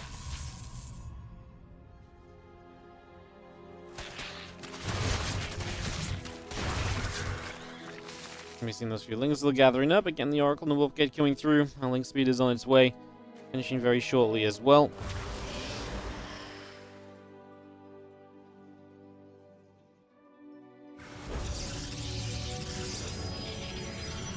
These things going to threaten the idea of a run by. I mean, when we talk about solar aggression, typically 50 to 60 drones is where he likes to cut and kind of play from there a lot of the time. We'll hang back. A couple drones going down so far. Nexus drops into the natural. Onto the third base, and we go to 3 bases quite comfortably here as Lemon. So he's very happy just to get set up. Nothing too crazy about that, it seems.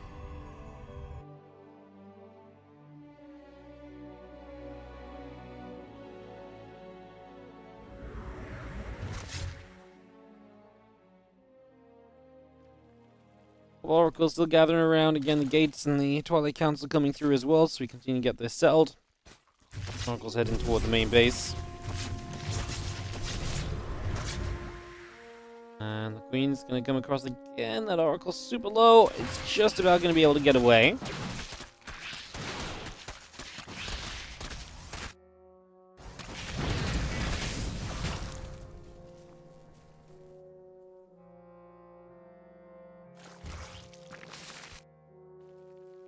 Lemon just playing very standard here.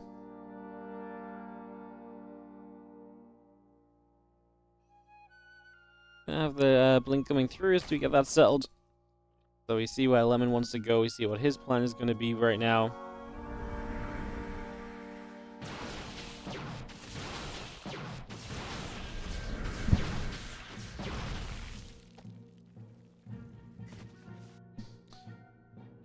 It continues. The few probes continue to come about, so we get that underway. Need to bring that up for the moment.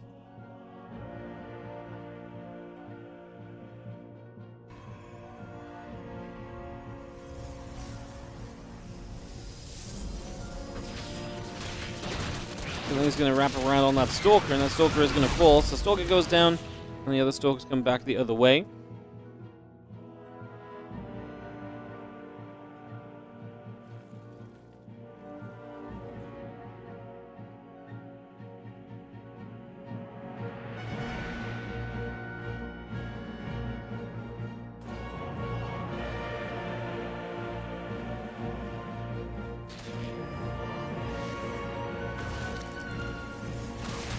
Couple Lings still going after that probe, and we're all going to see a Stalker stepping through to try and deal some damage to it. So just going to try and set that up again.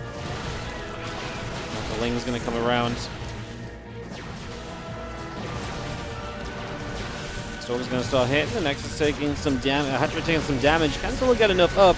It's a stasis ward right now. The Queens get caught in it. And one big question mark is, basically, can we get the Hydras out in good enough numbers to start fighting these Stalkers, or are we hitting just a little bit too soon?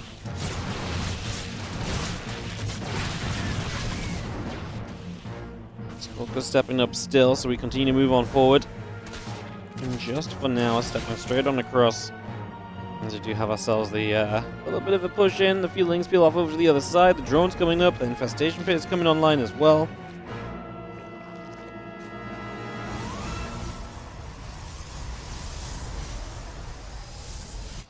And Blarkai starts the storm, so Lemon definitely wanted to try and keep teching up himself for the moment.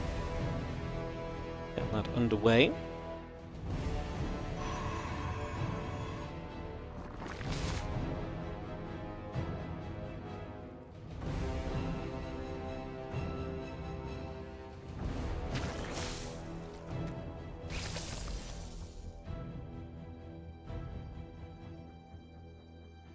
Here comes the attack from Solar as he sets the Hanger Ling up.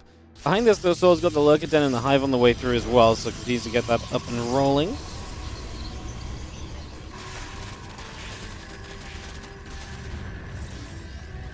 And Hydra will step straight across. That's going to be seeing the attempt to push this. Like I say, it's interesting because Solar's been aggressive, but he has a backup plan to this with the Lurker Den on the way out as well. So he needs to bring that over and across right now. Seeing the challenge and the +1/+1 continue to come over as well.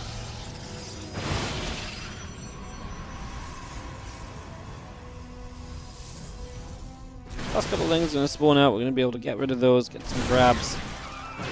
Nice and easy.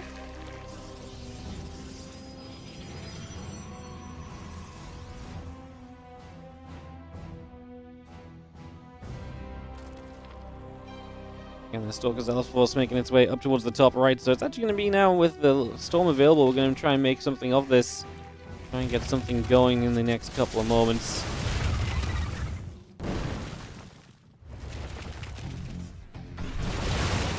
Stalkers, High Templars, the Zealots still gathering up. Still got Assault the Stargate and the Fleet Beacon coming through as well, so we'll get that straight underway. I'm just going to be having ourselves the units gathering in the middle as we figure out what the next part of this plan is going to be.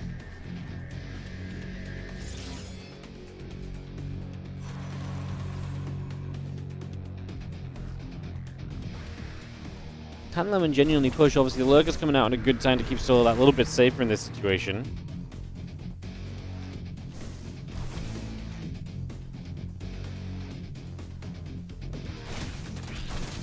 He's got to wrap around those couple Zealots. It's going to get cleaned up, so we do protect this topside hatchery, so Solar will continue to have that available to him. And as we step into the middle. Tempest on the way, they're definitely a necessity here, something to really fight against. The Lurkers and more easily kind of punch through those Lurkers is, genuinely missing here otherwise.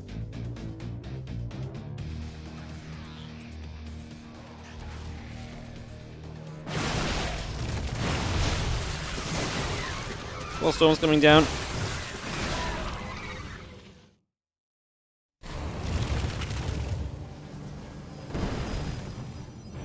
just going to come back out and decide what they want to do. Stepping forward once again, we do have the Lings and the Hydra still gathering up for the moment.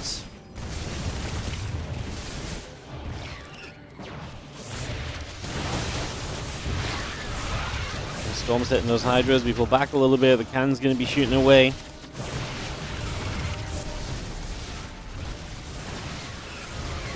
Just going to have, again, the Hydras continue to come through here for a couple moments, just setting that up.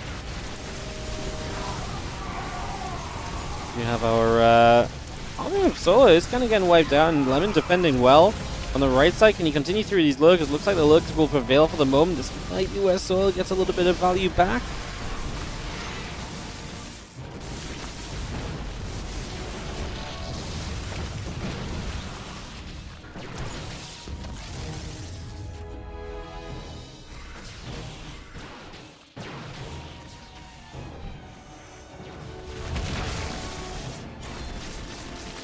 Nine Pro's going down, Solar still regrouping up for the moment.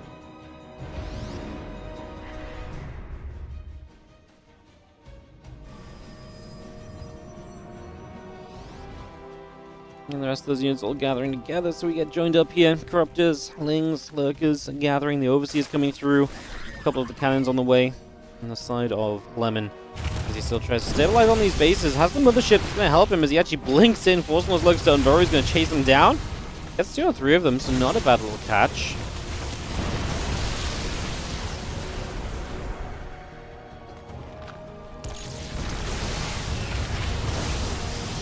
More storms coming straight through. The Hydra's taking damage. Ling Hydra getting pushed back the other way. The rest of the High Templars coming through. The Zealot's just going to chase in. The Ling's getting punched around a little bit as well.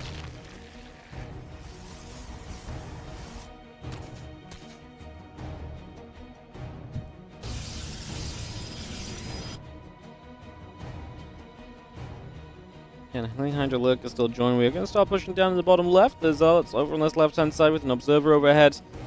Going to see the army starting to press on through. So Solar starting to push up as we are going to get straight into this. The Zealots will start a fight. Corruptors going to find a few Tempers on the right-hand side. They're also being chased by a bit of a ground army, though, as it looks like Solar will win out on the left and continue to push forward. Corruptors are not enough with the batteries being underneath those Tempers. They will be able to protect that. The Hydra's stepping through. There's a couple of Zealots going down.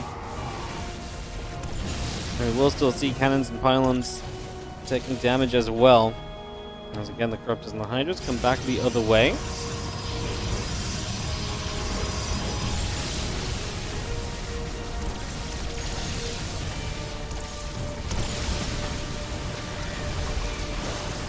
The fight back from Lemon is his army is genuinely good, and Solar is losing a few more of his Lurkers here. These Tempers have never really been able to be jumped on, so Solar's never really been able to get rid of those, and so the Tempers keep on finding quite a lot of value in each and every one of these volleys that they're firing through. The Corruptors, like I say, have been zoned very nicely up until now. As we now turn our attention onto this set of rocks. The rocks will take some damage. The Archons whacking their way through that. 3-3 coming up. Air weapons coming in as well. And get a few more Zealots in production. Add on a Stargate. Add on the Nexus. Keep bringing all of that up as our Corruptors are going to dive once more.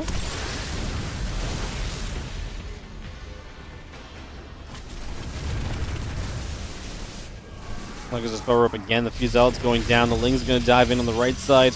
Getting the pylon. Stopping a base from coming up. We are 5 bases though still from Lemon, so he actually has a very good economy to be working with currently. As these Lurkers. About once more.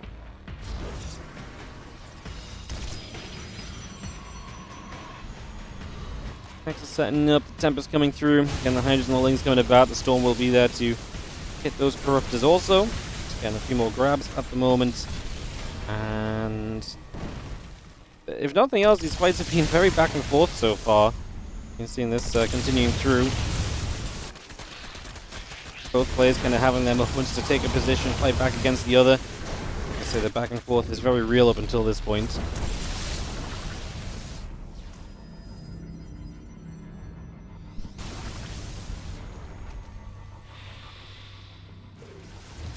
Pretty great game, one of the best of 5 as well. I did think Soul was just going to be a hefty favorite here. I did not think this was going to be as such a fight from Lemon, but yeah, Lemon looking good apparently as we do see the Tempests being shot at again. Those few Corruptors getting some opportunities, making some work happen.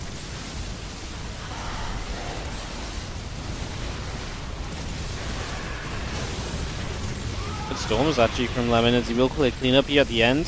Survivor Soul looked good for a moment, but you got to remember that usually the Zerg does lose a lot more toward the end of these fights, especially when you're still on the opponent's side of the map and a couple extra warpins come through. And now Lemon, with money to spend, looks as though he's overall in a much better position.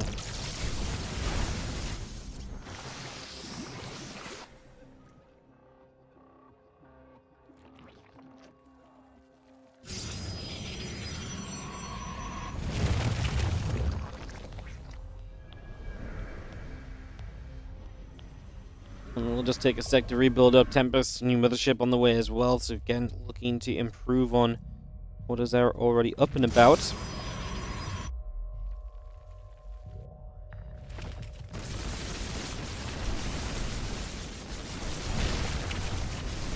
Zealots will charge up. I'm just going to hit this hatchery. We do have Zealots on the other side hitting through as well. The Hydras continue to gather around.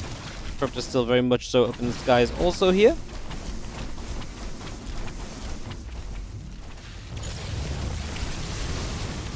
A little stasis, or revelation, sorry, coming down. The Zealots are going to try and step through toward the Hydras.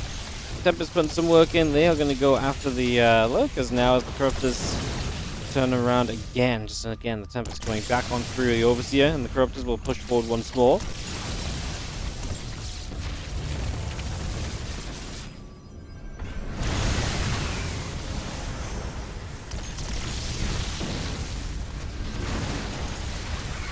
They're going to activate the cloaking, as we are going to see the Corruptors and the Hydras chasing forwards. The Lurkers get burrowed. We do see good storms coming across that group of Hydra Lurker. I mean, again, Solar's army supply that is dropping heavily.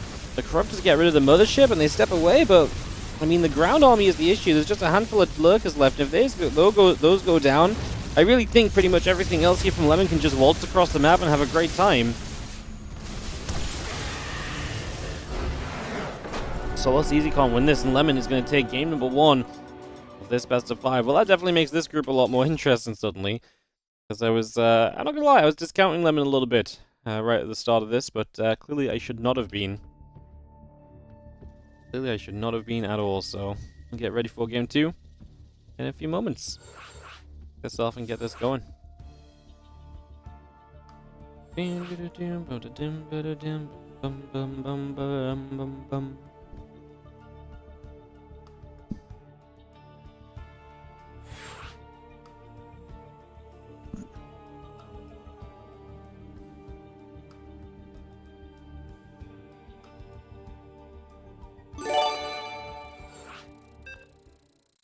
What's up, Guybert? Thanks for the 52 much. I just mixed my words up. Thank you so much for the 52-month resub on the Prime. As Lemon up a game against Solar here, going into game number 2 of this series, kicking this off right now. Let's get straight into our second game.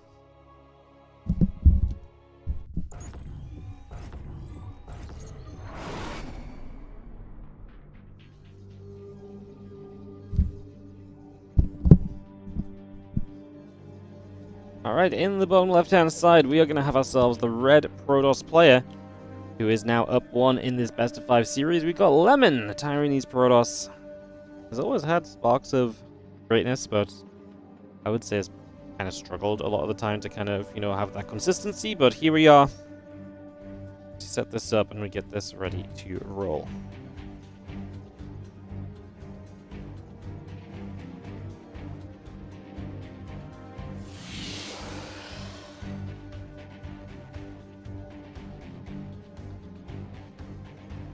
Lemon is life when life gives you lemons. Ho ho. When life gives you lemons, you play PvZ, and you played it pretty well. As Solo. I really do think might go towards a little bit more of an aggressive timing window game this time around, but we shall see, we shall see.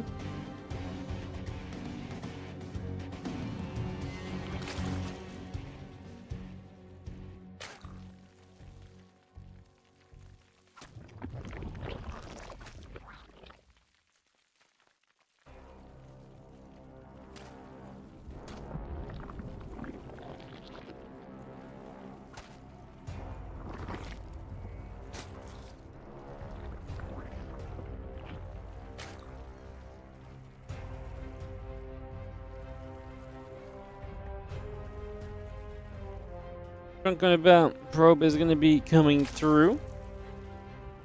Just stepping around the next inside, of course, setting up at the moment.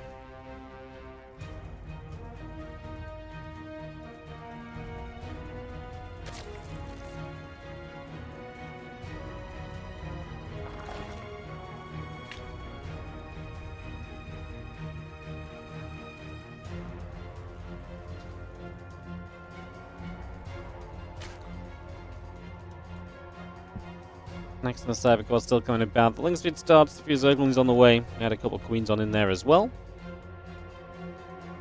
And that Pro patrolling back and forth. A few drones move out toward the right-hand side. So just going to get set up over in that direction as well. So far looking good. We drop a Stargate into play here from Lemon.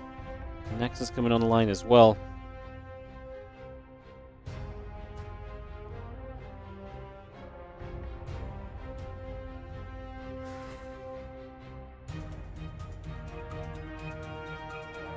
We have the Adept currently boosting through. We actually have ourselves the Stargate still building, the link speed coming up. Continue to bring this across as the Queen is going to get there and hit that Adept for a couple of moments. So Adept already taking some damage, taking a few hits right now. Just that early game, settling and establishing through, figuring out where and what and how. We're going to go about things here for the early minutes still. Okay, work our way through this.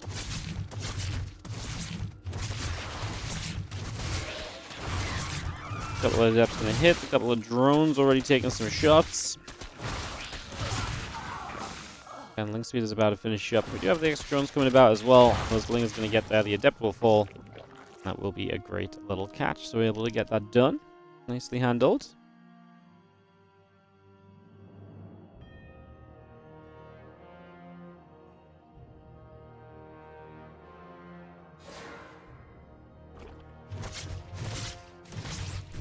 Coming about. Swarkle going to activate as well. That is going to be a dead Oracle, unfortunately. So that Oracle will go down. Still got the extra drones coming through. The Queen's coming about. Spore Crawler finishing. And again, the Twilight Council gates building from Lemon as we get that ready to go too. So we get that also added on right now. Get that set up. And looking to see where we can get to.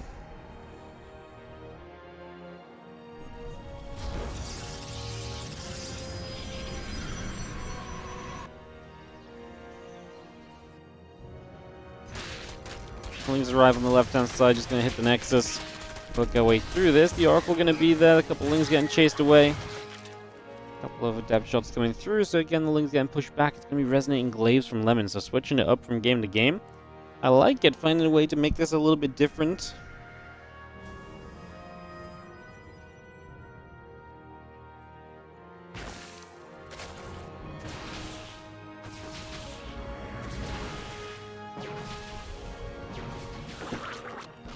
Using the high ground vision to get rid of an Overlord as well as trying to make this as difficult as possible for Solo to spot. Now the Roach Roaring is on the way up.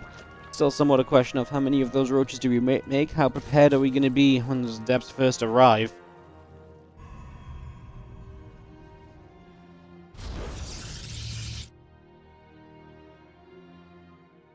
And that Resonating Glaives finishing up shortly. The next is coming up on the third base. Is that going?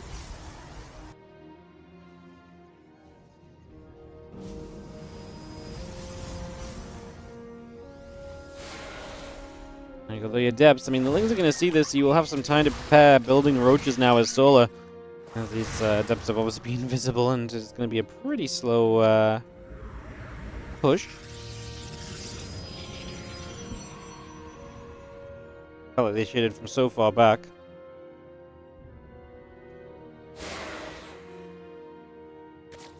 Adepts going to shade around. The Queen's going to fall back as well, so we just hold back for the moment. The Roach speed is on the way up. Add those extra Roaches on also.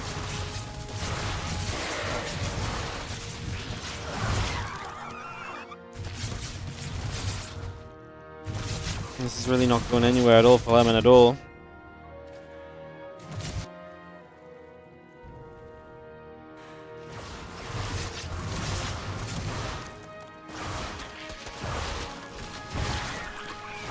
Even these few Adepts trying to split up are not doing too well at getting drones. We're finally going to get in the natural for some first drone kills. We get to about 5, which is okay, but we're losing all of the Adepts and Solar. Roach speed, Overlord speed. He is just going to go and fight. He's just going to send it.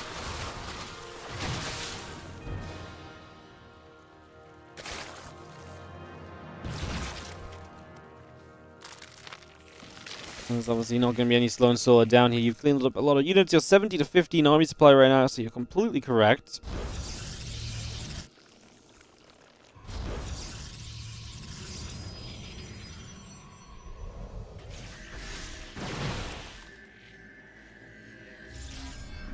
A couple of Stasis wards continue down. The Lings and the Ravagers continue to come about as well. We'll still just see the Temple Archives, Gateways, and +1 continue to come through at the moment.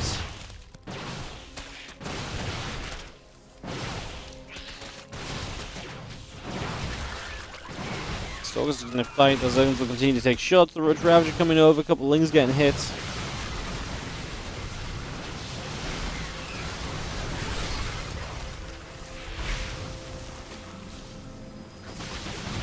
We're just going to be hitting that Roach as the rest of the Roach Ravager shows up.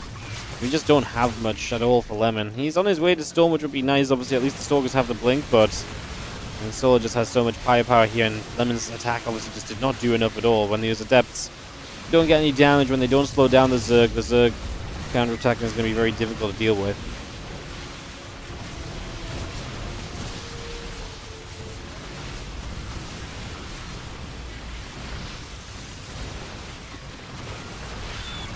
Stalker's still going down, the Ravager's still firing through. A couple of probes. Going to be continue to take damage. A few more corrosive vials coming about as well. And this is just so much damage done again. This obviously does look as though we're getting tied up 1-1. And we are going to get this series going back and forth. So Solar takes a map back after Lemon took the early lead. And our lower bracket or elimination match here begins to go back and forth a little bit. Hell yeah. Hell yeah. Alright, we're gonna go and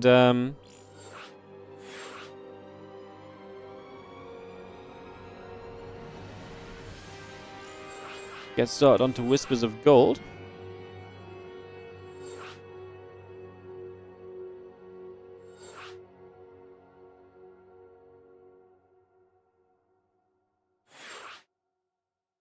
Gogo already says Solar, so he's immediately set to play into this. He's not waiting around. And, yeah, I think Lemon may just go back to a bit more of a normal game, considering his attempt to switch it up went completely wrong for him on this one. That was not what he was looking for at all.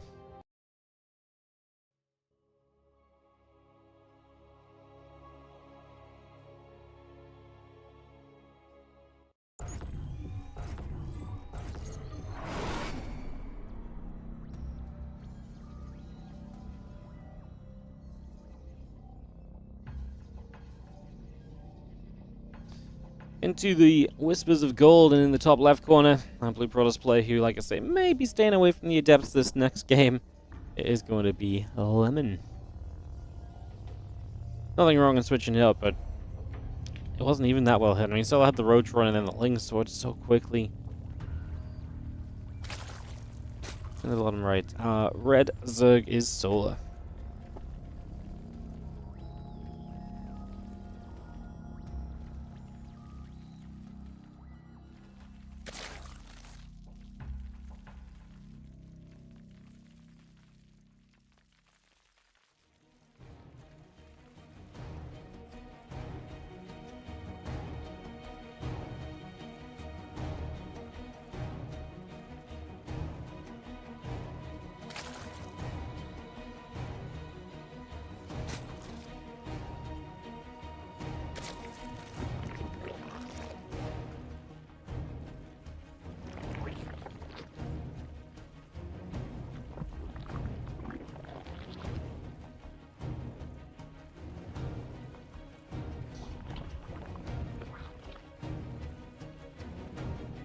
Alright, move 3, and like I say, we'll see what Solar, and especially Lemon has planned, because I do think Lemon's obviously already chose to try and change it, but I still think Solar's going to be a more aggressive player in general.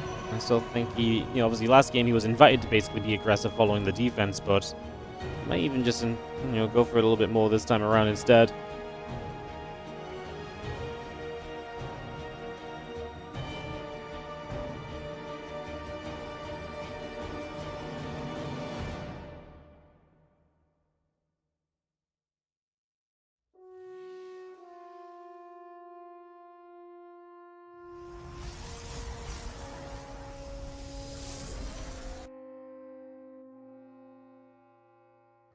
Stargate. On the way up, we're going to be seeing a very simple choice early on. Seeing that Stargate to begin with.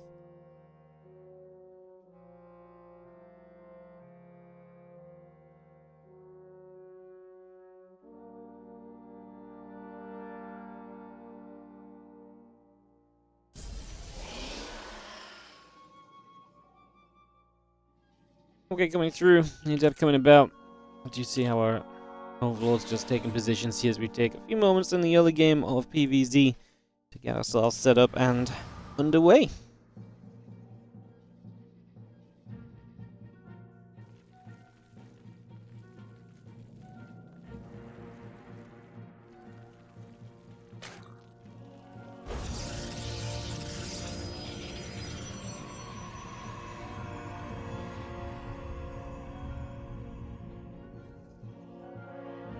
Okay, coming through. The Oracle is coming up and get settled here.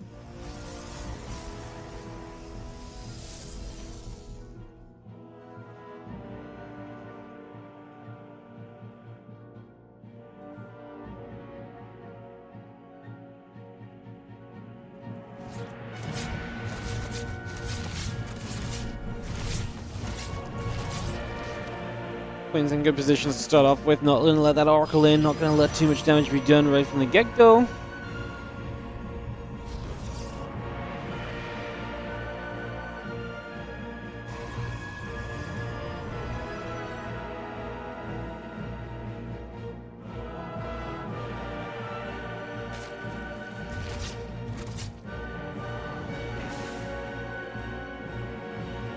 Oracle just continues to come about. He's going to be seeing the Twilight Council and extra gateways coming straight through.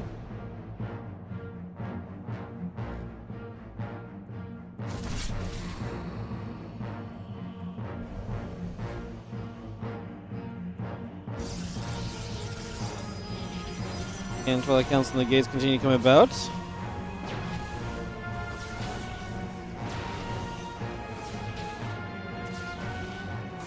And the Lings gathering, the Lack coming through, the Overlords setting up, still got our gates and the Nexus coming through as well.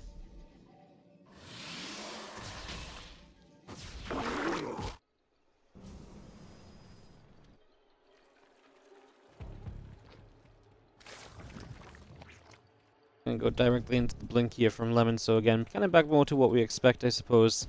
Especially considering the failure in the game too. Obviously, the other way you can maybe change it up, you go into that charge or so early. Gives you some potential opportunities and options, so...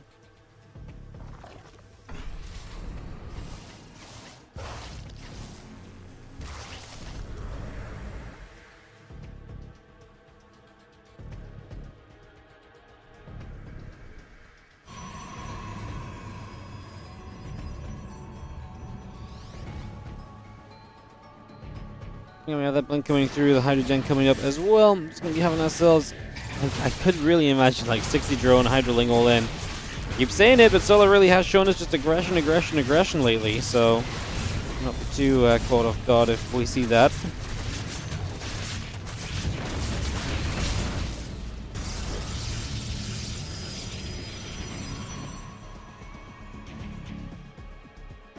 Stalkers get gathering. Double Forge going to be the next step of this, so you get Double Forge started.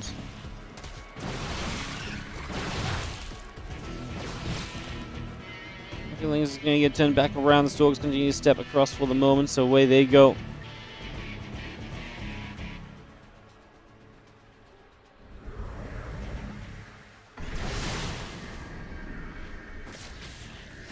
Stalkers going to come straight up. Get rid of an Overlord. We do have our Lings. Hydra still gathering. The Stasis Ward goes down. The Stalkers blink away. The few other Lings go after the Adept right there, so I'm going to chase that out.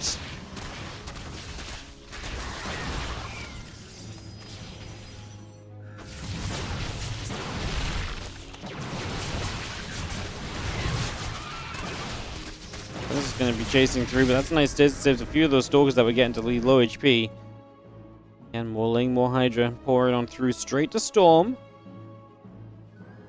By Lemon, so not wasting any time, and obviously Storm going to be great against the Ling Hydra, so we want to get that going.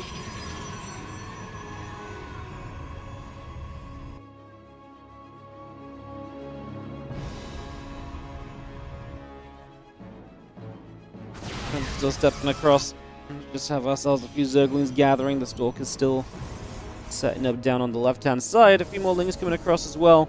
We do have Hydra's Lings in production. Add that Muscular Augment on too.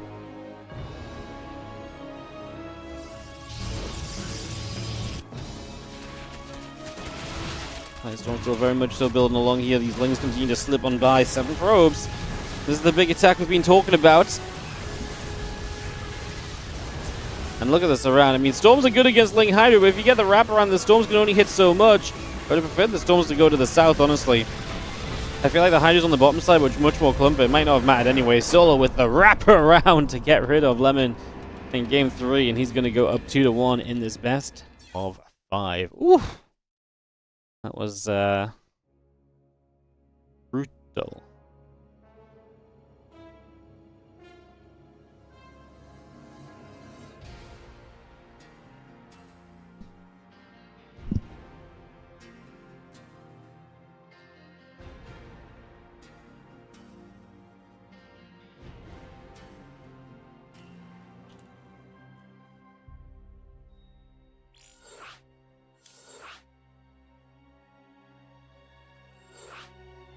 Alright, into game number 4, we get this hosted. And we'll get that started. Get this one a-rolling.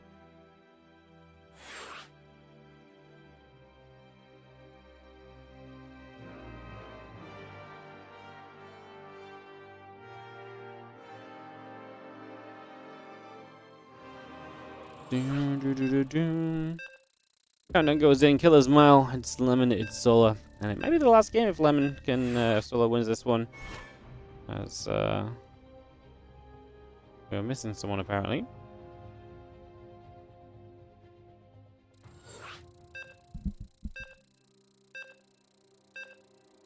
And restart this up. Go again.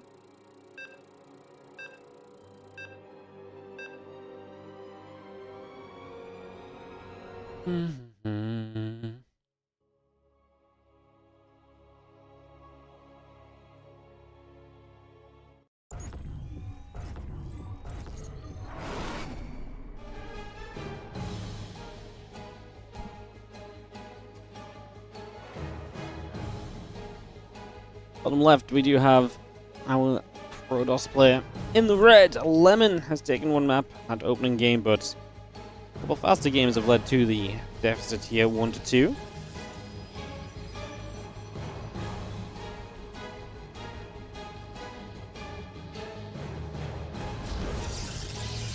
As in the top right corner of the map, we have the blue Zerg Solar.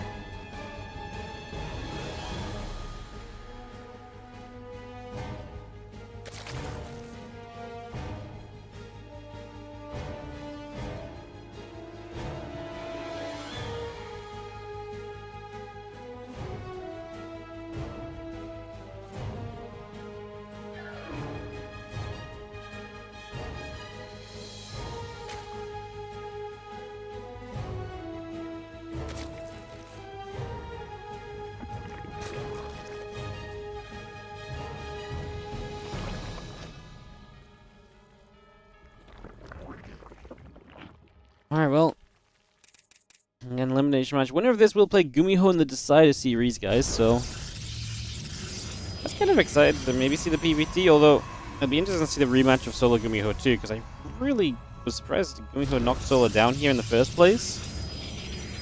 Rematch, best of 5. Be interesting to see how how different it looks, I think, compared to earlier, because kind of shocked if it played out in a very similar way overall.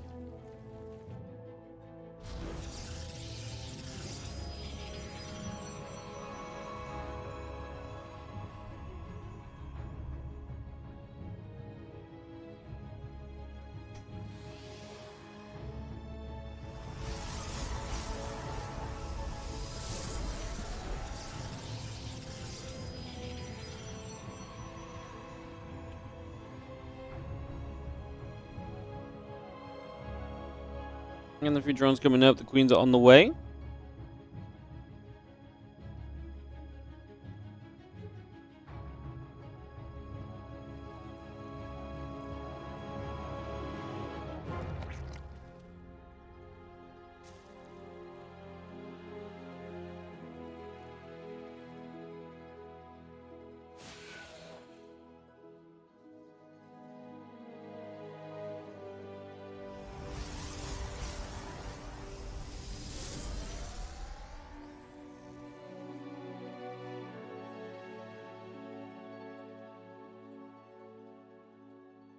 We'll just be seeing our Legacy coming up, the Oracle and the Warp Gate coming through as well, and get settled here.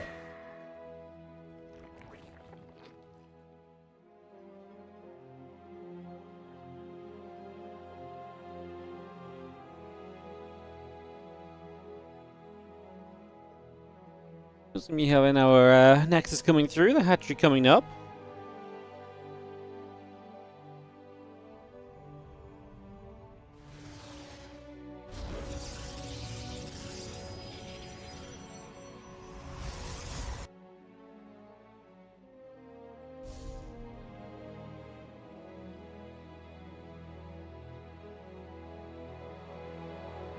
Things gather. I'm just going to come across.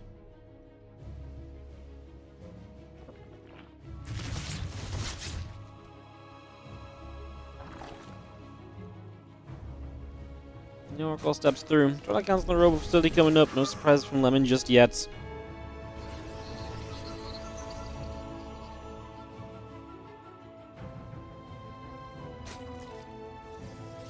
Wing's already going to try and find some damage onto this third, and they're going to realize maybe if they get anything here, it will be the pylon.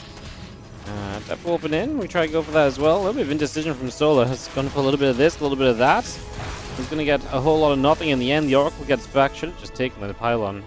Wasted so much time chasing the Adept around and trying to wreath around it. A little bit of a misdecision there, unfortunately, for Solar.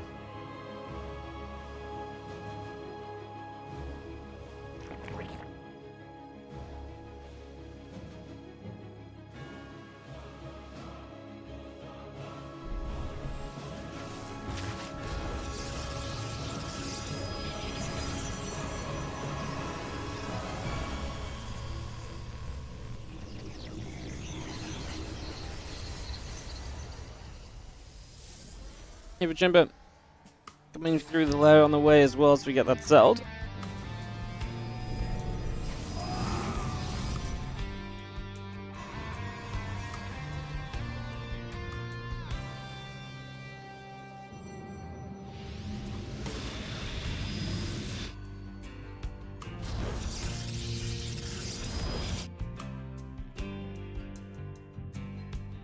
Seeing that blissful missiles, the road speed continue to come through.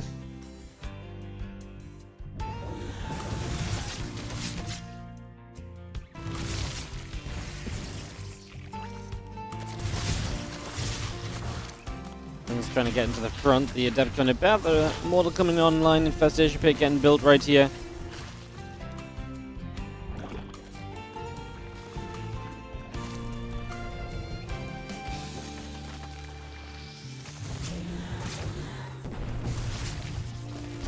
Archon's pulling over to the side, Overlord going to take some shots. Prism can load that up. Obviously the Archon drop is a fun way to kind of set up. I guess that's one of the big differences we'll have in this series, just kind of Archon dropping to kind of get set up here. Is that going to be something that can be effective?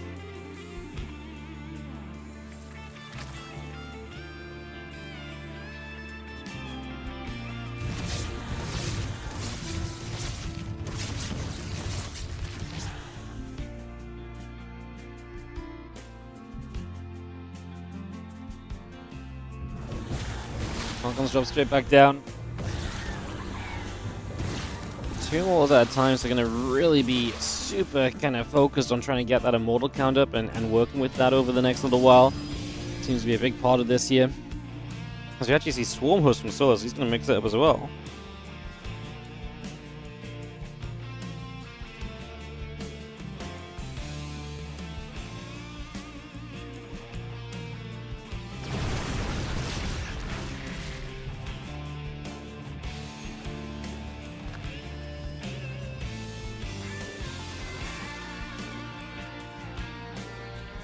Well, Swarm will settle. We do have the Immortal and the +1 still coming through. The Nidus Network finishing shortly.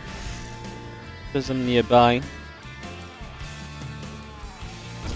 Focus. Going to drop into this mineral line. Now we're going to turn our attention to the Nexus. A couple of storms coming down onto the Roach Ravager.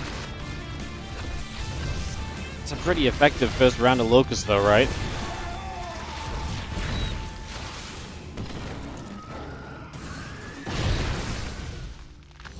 On hit, and just going to be seeing a couple of high tempers and the Zolls get warped in.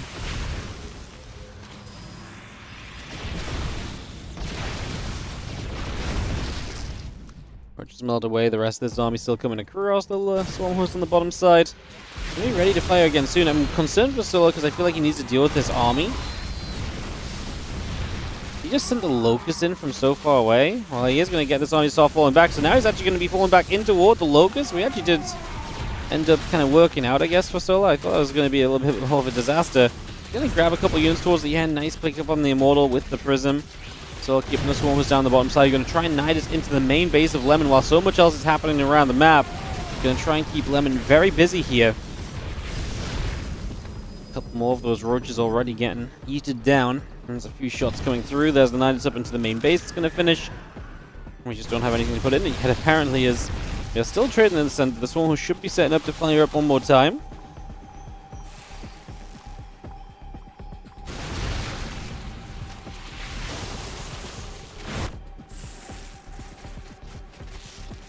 Get rid of the Robo facility. Still no natural for Lemon, which means you're pretty all in on just the two bases that you currently own, which is obviously overall maybe not ideal.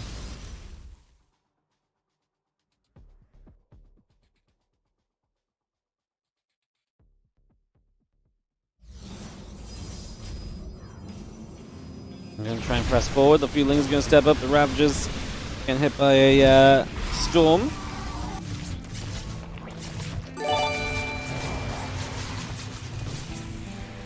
Yeah, Storm's just in the main base and the Locust the third.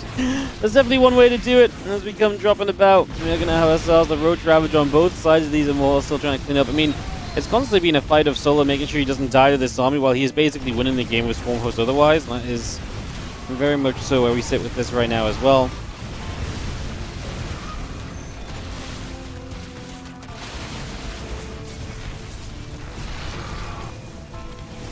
Awkward though is the Swarm Host apparently not making it back into that Nidus, so they're going to run through, they get caught in stasis. Solo actually going to lose most of these Swarm Hosts, if not all of these Swarm Hosts, so it's a little awkward. He gets the Locust wave off again. It's not going to do too much, but Roach Ravager's arriving on the other side. And that might actually be too much for Lemon, who is not mining off a third. He has no natural. And it looks as though Solo will win this series after being down a game, pulls it back over the course of 3 games after.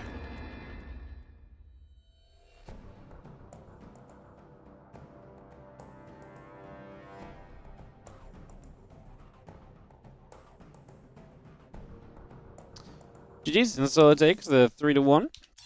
And like I say, up next, Solo will advance through to rematch against Gumiho. So we'll get that Gumiho Solo rematch going in just a few. I'll be back with you guys for that in a moment. Just going to take a quick break. We'll be right back. Solo and Gumiho, best of 5 up next.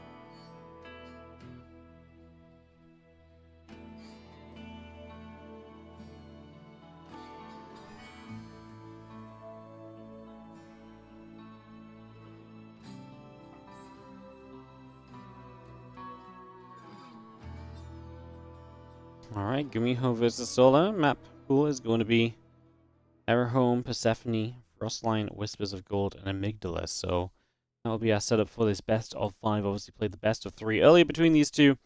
And it did go the way of Gumiho, which I was genuinely a little bit surprised at. One of them was 3 racks. The second game he played, much more just macro game that went well. No Sandworm this time in the series. That got vetoed by Gumiho, interestingly enough. So switching his vetoes and mixing it up a little bit. Maybe last time he was happy with Sandworm because he was going to proxy anyways, so he just let it happen, right? It's always an interesting dynamic as we are just waiting for one of our players to BRB from the bathroom, and we will be off into this best of 5 TVZ to wrap up the day here in the Rex April Madness. Rex's tournament will resume on Thursday with Clemshin, Classic, and Nice, and then next week with Dark, Cure, Zaun, and Bunny, and the week after that with also Max Pax, Bjorn, Rogue, and Ryong in Group D. So that's what the tournament looks like. Again, WardiTV Spring Championship starts tomorrow, so I get excited for that as well. That's basically what we have all week long. Spring Championship combined with the Rex April Madness. That is our tournaments that you guys can look forward to enjoying. We're counting down. We're pretty much ready to go into Home, our opening map of this TVZ. Gumiho tried some mech earlier. That part got completely shut down. That's the game that Solo won. So maybe stick to some bio and some aggressive plays, and I think he could maybe have a pretty good time for himself. But let's find out as we get into the top right-hand corner. This best of 5 decided match. Winner goes to the playoffs. Loser is eliminated. In the top right, our red Terran is Gumiho.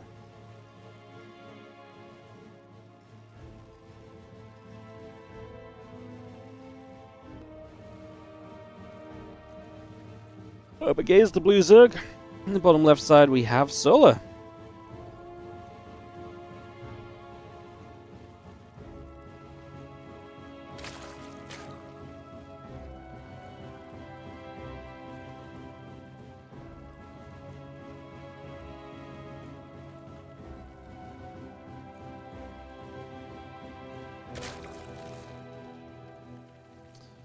In one of this best of 5, get this set up, get this underway.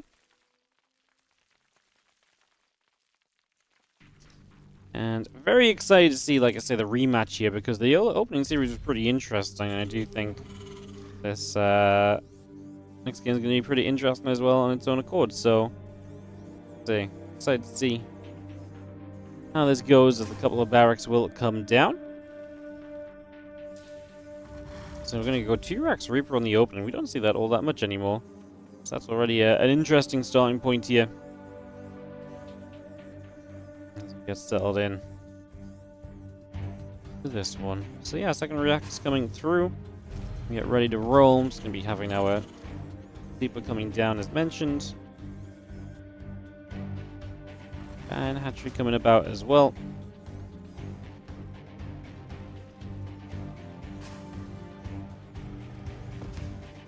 Both those Reapers coming up. Again, the Hatch and the Bull coming around. The drone on the way in. Just get this settled for now. And see where we're going to go. The Reapers continue to build. The SCV coming up as well.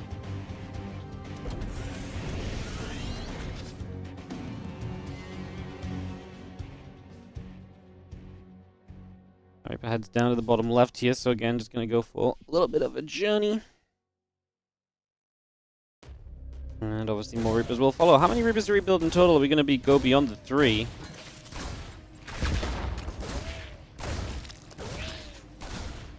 We're just going to fight. The few Ling's going to take some damage. And a couple of Reapers continue to build up as well, as we just have the Ling's going to come back over, chasing that Reaper a little bit. We do have our Queen going to get back over there as well. Just going to chase those Lings away a little further once more. Nicely done for the moment.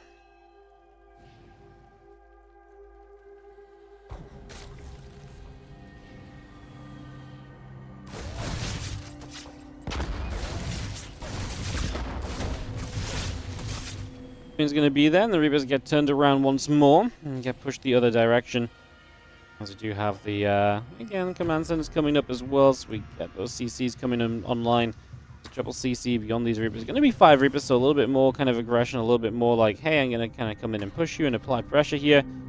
That is basically where we sit for now. We'll begin to hit that hatchery. And again, link speed coming up to get that underway. More Marines all building through as well.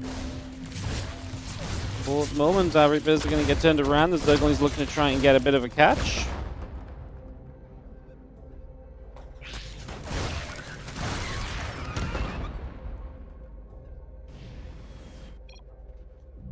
So a little bit sad as we have some trades continuing. Rip. As Reaper's going to escape back up to the high ground here. As not getting the wrap around there is obviously a little bit frustrating.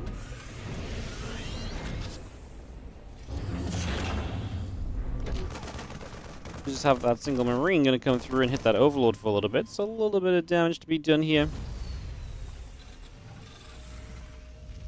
Going to be having that Zergling still trying to come back up the ramp for a few moments, so again a little bit of a look to see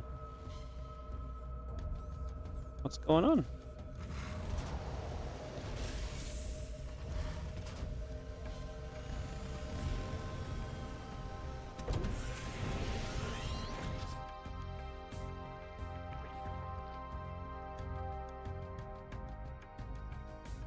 We have the Reaper Hellion now. The fact that we kept these Reapers alive means they can come across the map and they can try and apply some pressure. Just going to step through, see if there's anything to try and be done right now. Answer is not really.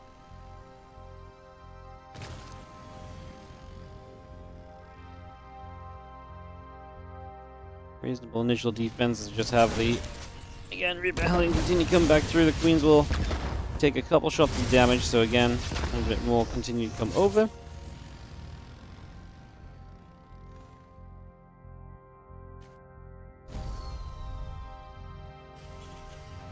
Our armory is on the way up as well, so bring that army straight on into play. And the Roach is coming up as well. Bring that online. Get that going.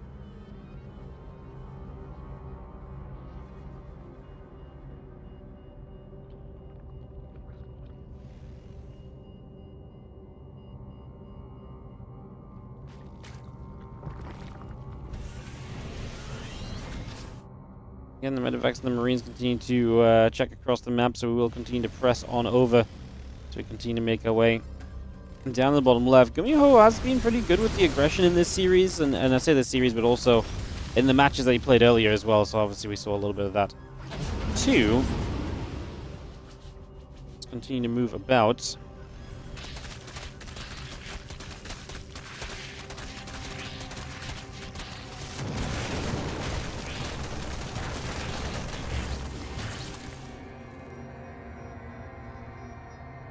Of SCVs still very much so going down. We have ourselves the Blink counterattack absolutely able to do pretty well for a few moments again.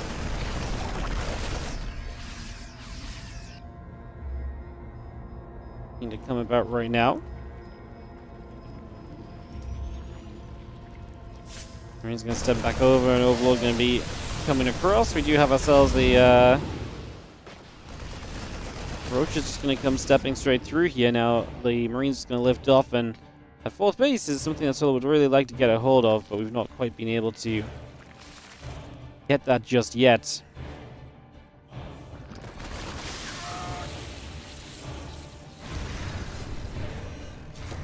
And the Reaper's just going to come by, take the Watchtower as we go as well, so again we step down the bottom. The Roach Ravage still coming across. See a couple of Hellions getting cleaned up at the same time. Marines load back into the Medivacs, so we pull back once more. As we do have, again, melee upgrades, Carapace upgrades, Bane Nest, all coming through for now. Got all of that underway. And those Marines are going to gather back over toward the Watchtower here, so we just reset ourselves over on that side.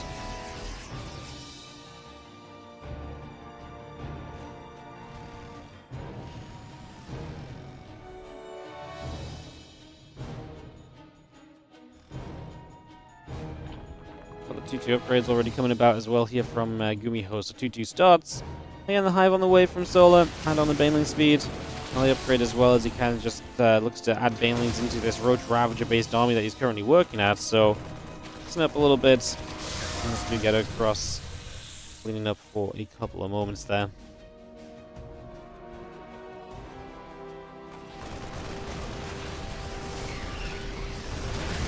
Marines unloading, the Zergling's going to come running through, and again, just going to be having ourselves a little bit of a push forward. The Lings are wrapping around into the Corrosive Vial going down. Lings still very much so trying to come straight through here.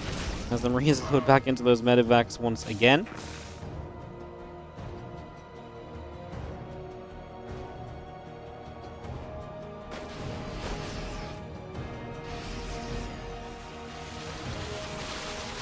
Pulling up some rocks, are just going to be clearing out a little bit here and there again, opening some space.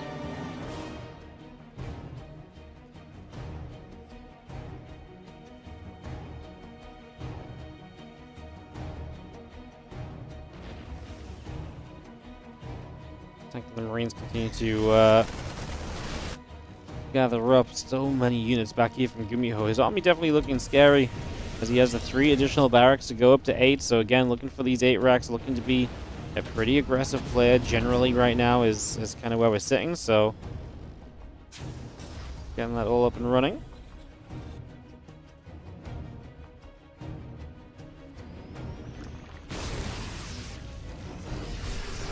Means are stimming straight through. Those queens continue to come across, so we will again make a little bit of a play already. So we step straight on down.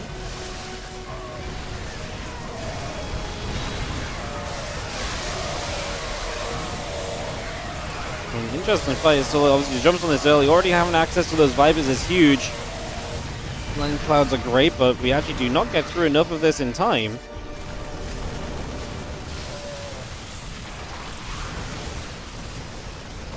Big deal. There's another couple of vials looking to come through here during this, so continue to see that coming over. The Marines and the tanks gather together, continue to go back and forth. A couple more corrosive vials dropping down once again. We go back and forth again. Gumiho is getting the advantage here, so it looks as though we're looking good to actually continue to step through this. The Marines going to try and go after an Overlord or 2. The future upgrades very much so still coming about as well. Liberator is actually doing a lot, as we did not hit them with the corrosive vial there. I don't think those Liberators are going to survive. I think we might just be seeing I actually think we might just be seeing this be a little bit too much anyway, as I do see the army still trying to come through, trying to get a little bit more done. Not sure we can really get too much more out of this though.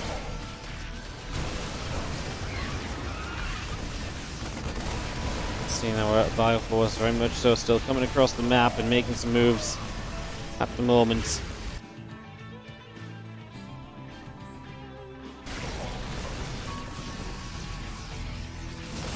Fire's still stepping up. We've got the Ultra, going to go the other way for a couple of moments as well. Continue to settle down here just for the moment. Fire continues to step across. Nice fungal growth going down, and the Ultra going to dive on in. Gumiho does just have too much, though. I mean, nice try from Solo with the fungal, but like I say, Gumiho just really hitting with these timings, and Solo is genuinely struggling today with these kind of aggressive Gumiho plays, quite frankly. So it's definitely been a little bit of a problem, no doubt.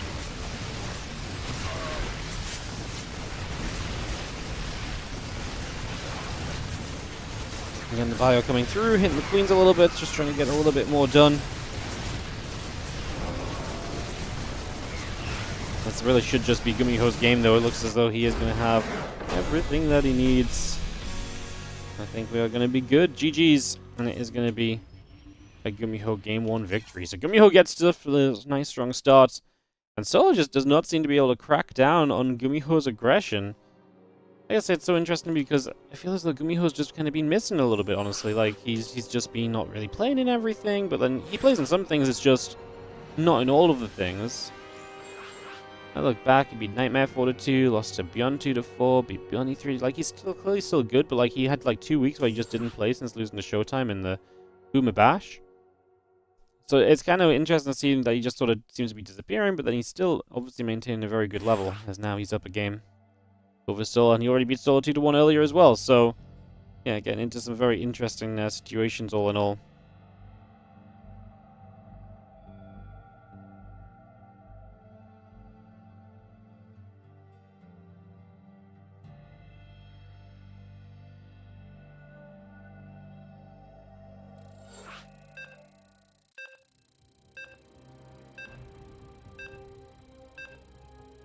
Alright, so we should be kicking off, as you can hear, into the second game right now. Pulling the balance console right away, please do. And get them on the phone. See if they pick up. We'll know if we have a balance console anymore or not. 200 IQ, right? 200 IQ. Alright, bottom left-hand side up a game will be Gumiho.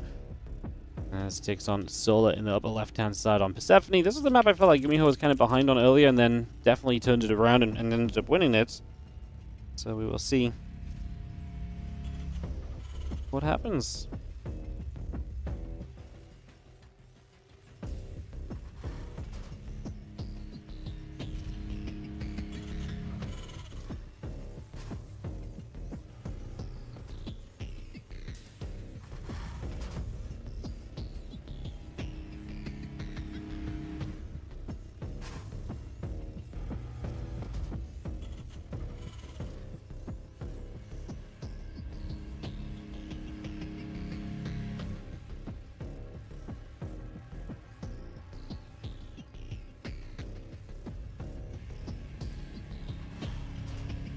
Here's the SEC coming about.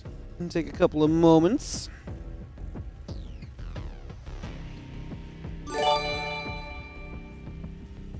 What's up, Chili McBilly on the 8-month resub on the Prime? Appreciate it. Thank you so much.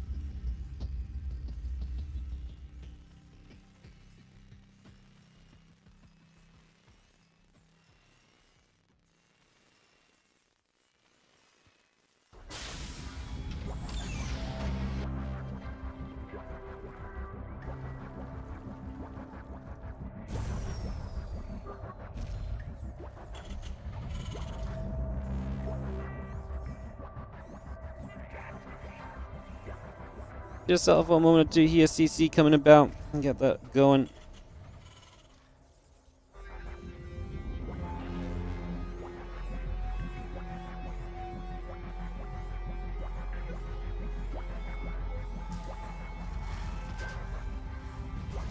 Gonna see that CC coming about. Couple queens and the lings all coming through. The factory and the command center coming up as well, so we got that started.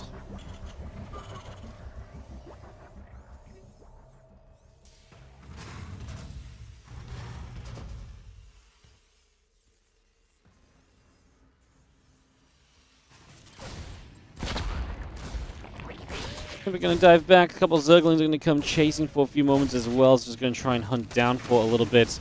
Ripper does end up hopping to the high ground, just trying to get out of reach for the moment.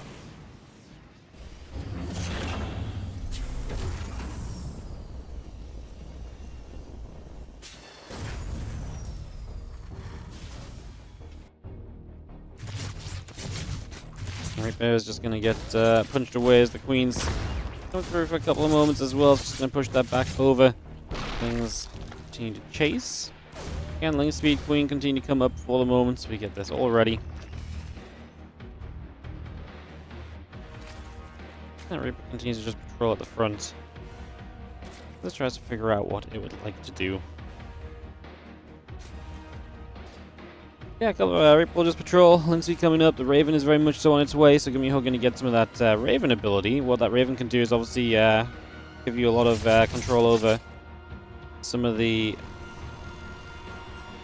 group spread. But he's actually going to get Interference Matrix as well, interestingly enough. So, yeah, very interesting.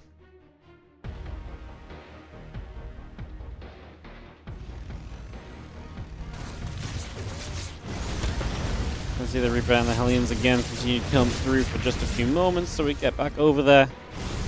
Hellions going to come on in once again, so again, just another little bit of a push for a moment or so early on. Hellions will continue to put some work in, so again, just going to come straight on through and try and put some damage out.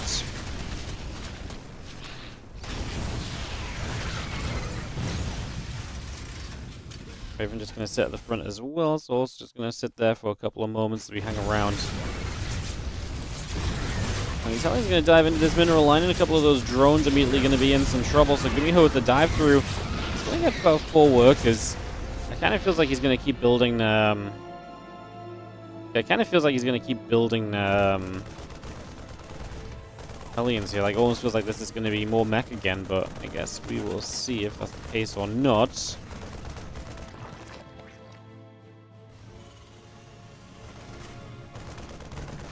gonna see that Marine coming over. Oh, we're getting chased away. Pushed out over here for the moment.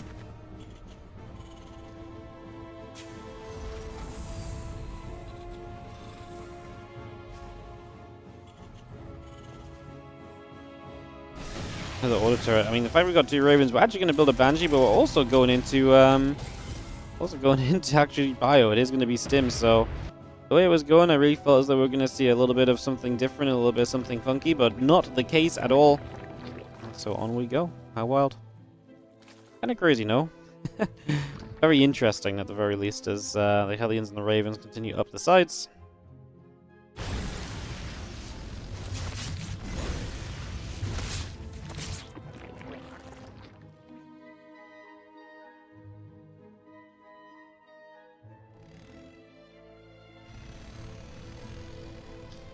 Hellions and the Ravens continue to come through then. So they're just going to try and control this map as best they can while the bio play sets up behind it. Seems to be the plan for now. So again, we get that all rolling.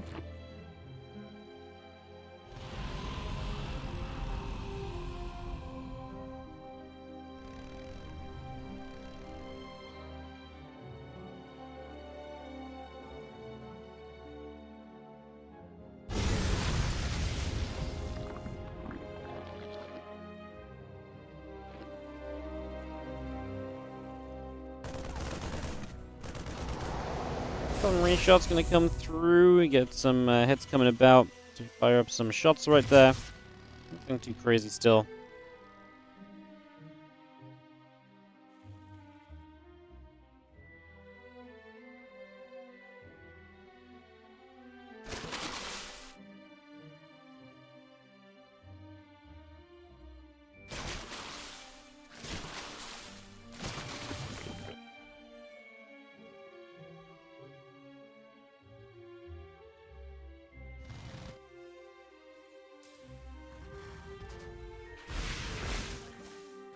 Have ourselves the Hellion still. Again, pulling back for a little bit.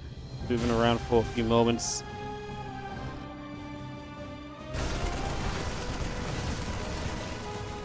As we settle down, just going to be seeing the few Marines join up together as well. Medevac's load back up and they're going to pull over to the sides.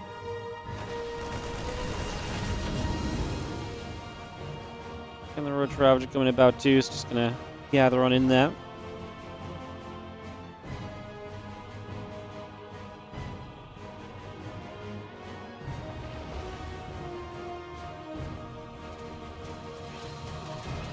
Straight back around, just gonna see the Ling's gonna get onto a couple of rocks for a few moments as well. So again, just put some damage out, put some work in.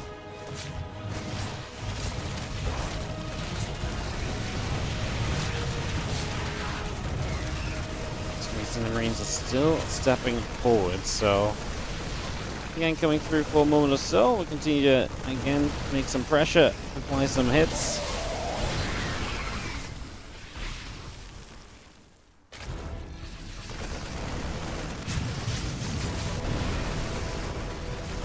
Just gonna stim, and a couple of those roaches go down with amazing speed. As we'll just be seeing this hatchery going down as well. And Gumiho's pushes, man. Solar is just struggling so much to be able to deal with these. It's just not having a good time at all. Is definitely being a problem for sure. This is what I mean. Solar just losing the base. Counterattack does nothing as well as we defend against that. So that's going to be a very good defense as well. So that's going to be spot on. Gumiho up a game and looking fantastic right now. Yeah, really looking to be in a pretty darn good spot as Marines and Hellbats gather back up together again.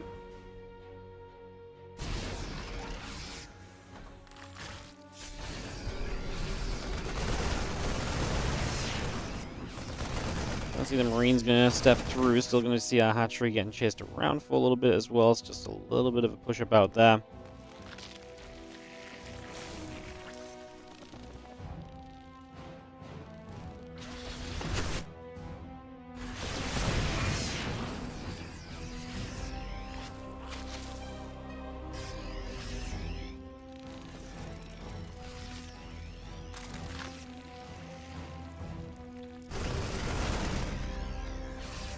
Gumiho just controlling, just sitting outside the base of Solo, kind of inviting Solo like, hey, if you want to attack, you're gonna have to do it from out, right in your base, and just head straight into this.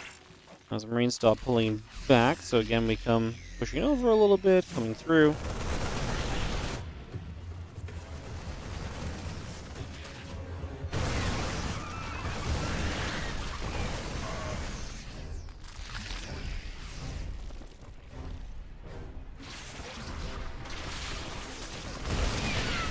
Have ourselves the few Marines still very much so pressing forward as well. It's just going to get this underway. It's going to be having this push coming over. We're only going to be seeing a couple of corrosive battles coming down. Solo is still struggling to break out efficiently. Now, he does actually have some money stacked up, but he'll have to actually spend that money as that Blind Cloud trying to stop those Balins from being targeted. He's going to lose out a little bit on the right side. Those Ultras are going to be huge for him, for Solo, in terms of being able to break out of this, and that's why Gumiho has been important for him to set up and tech behind this as well, which is pretty much exactly where we've been going to.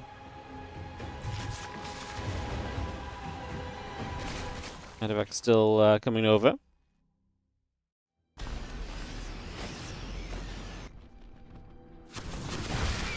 Throws of Bals. We're going to get rid of a Medevac right from the start, so going to be an easy pick-off in that regard.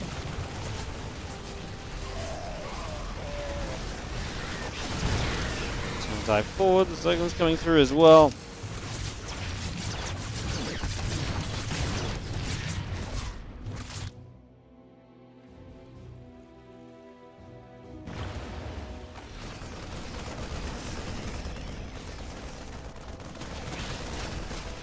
Those Ultras will continue to step on forward. We're just going to be having ourselves the Ravager coming through. Going to be seeing the that's coming about as well, so looking good for the moment. We just have our bio pulling back for a couple of moments as well. Continue to get settled at the end as well.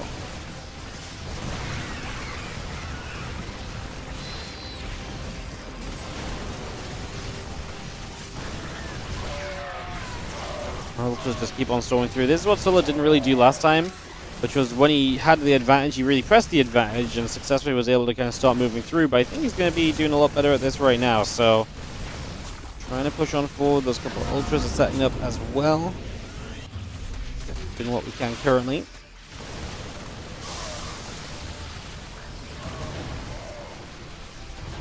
We're seeing these Ultras still hanging about. The Bio doing as good a job as we can, just trying to pull back, trying to get out of there a little bit right now.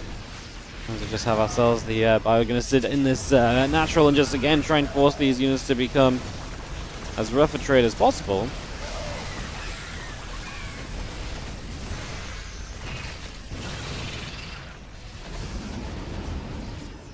This Ravager is going to pull back. The Bane's morphing in. Solo, like I say, was in trouble, but this time, like I said, I think he's flipping it a little bit. Now, Gumiho still has bases, and he's trying to set those bases back up and get them back mining. I think what Solo's done well so far is he's pretty much stopped a lot of those bases from mining, though, and that definitely has pretty hefty positivity to it.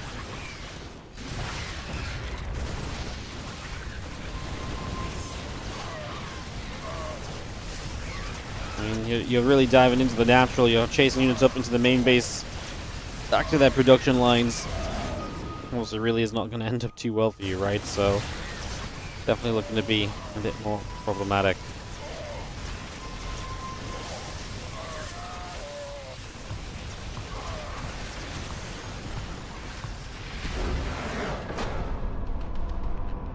So look, going to end up taking game number 2 here, so we are going to get tied up in this best of 5. This decider match is going to be having a little bit more back and forth to it then. Which is good, because I actually was genuinely scared Solo was about to be down 2-0. And I was like, man, is Solo just really not able to take on Gumiho at the moment? Would have been pretty wild.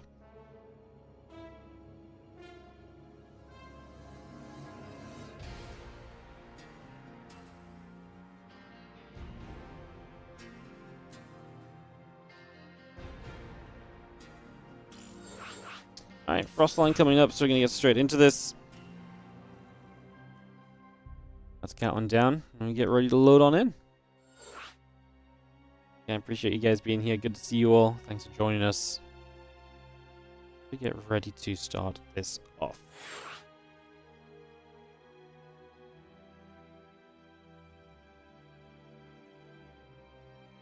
into the lobby. Kick this off in just a moment. Cocoa being called.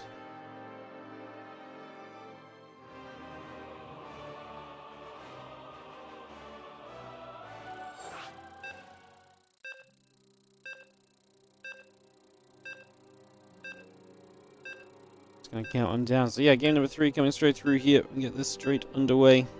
Away we go.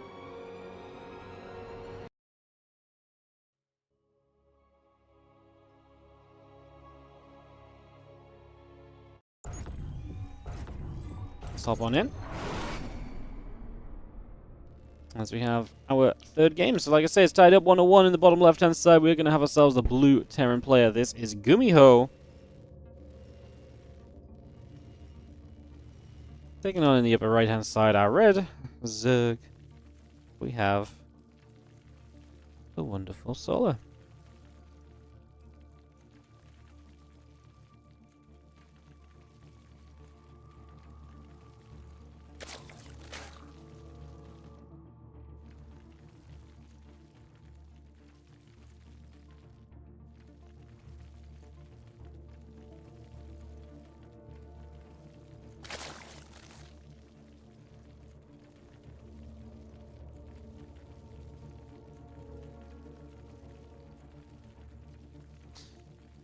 Alright, well, Solo keeps getting into some tough positions. Gumiho's openings are definitely kind of effective and putting him into good spots, and his aggression is definitely getting, close to home each and every time, so it's definitely a, one thing to be thinking on.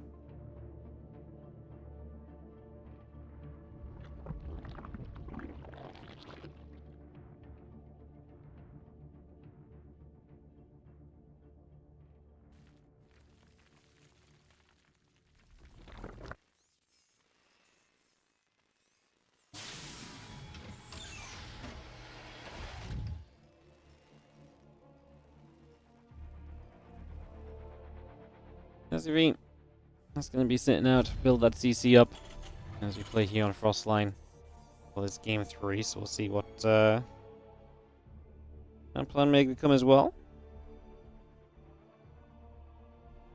Definitely some possibility in terms of options there.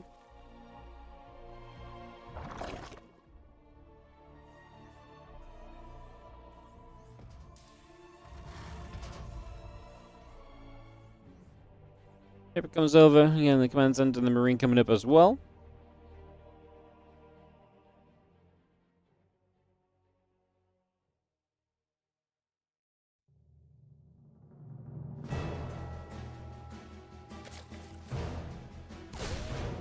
Paper comes over, the few Zerglings are just going to be setting up over there, so again trying to see what we can do. Pushing ourselves into position right from the get-go here, and just going to be having our Reaper continue to move about for a few moments, so again, getting set for now. With this Reaper moving through, Link Speed coming about, a couple of drones on the way. We got a hatchery coming down as well. Command center still very much so building at the moment.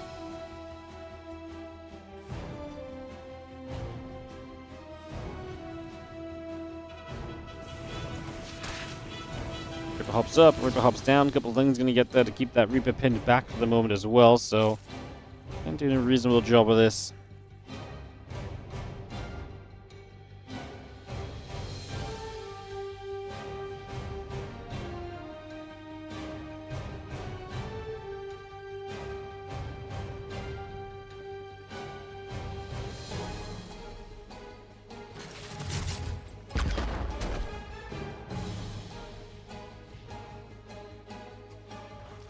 Again, the Queens will gather up. A couple of Hellions, the Viking, and the Marine on the way through as well, so continue to get that settled.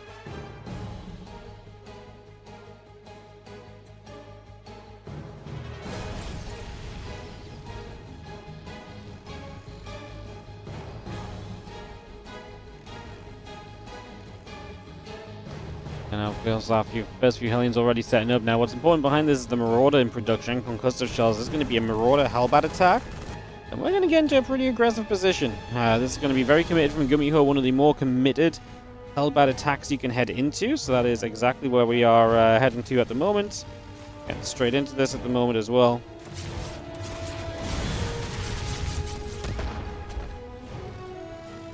Our Queen's just going to be there, pushing back a little. Just for now. As we do have, again, Reaper and Hellion moving over. Armory and the Concussive Shell's coming up as well. See those couple of Queens in position to keep those Hellions at bay for, again, just a few moments. As we do have the Armory, like I say, ticking along, getting towards that Hellbat here in the near future.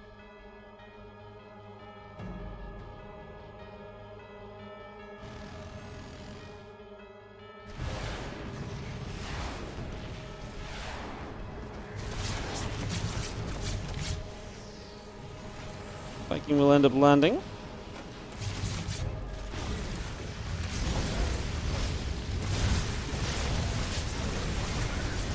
As you see, the Queen's going to be here to try and answer this, but it is really just Queens.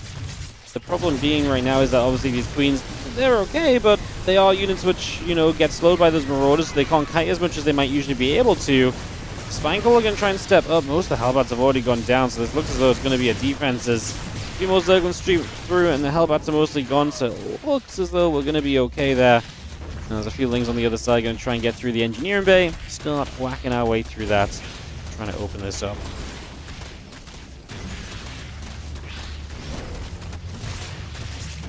The Lings will get to and pick off the Marauder. The other Lings are going to break through. The Hellion and the Hellbat going to be right there as well.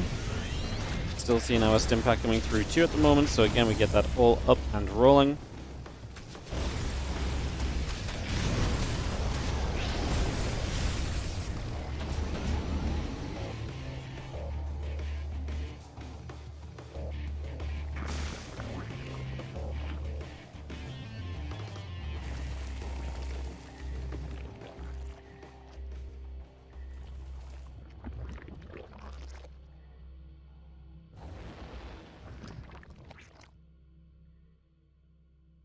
Have ourselves a couple of Hellions unloading into the main base. They're going to try and morph into Hellbats too, but already this does not look, you know, does not feel great for Gumiho, right?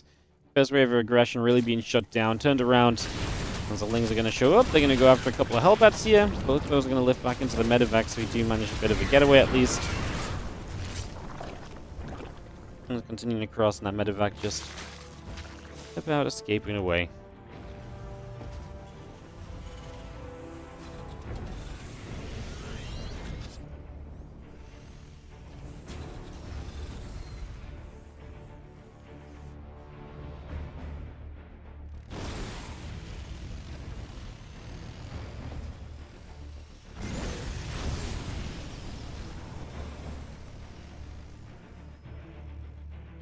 Again, a couple of Hellions are still going to step on through. Just have a moment or so as we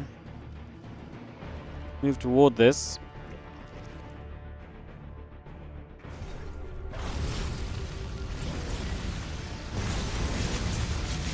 Queen's going to fight. The Hellions get chased once again. It's going to come back over, and again we have our Banelings, Zerglings continuing through as well, so all of that continues up just for now.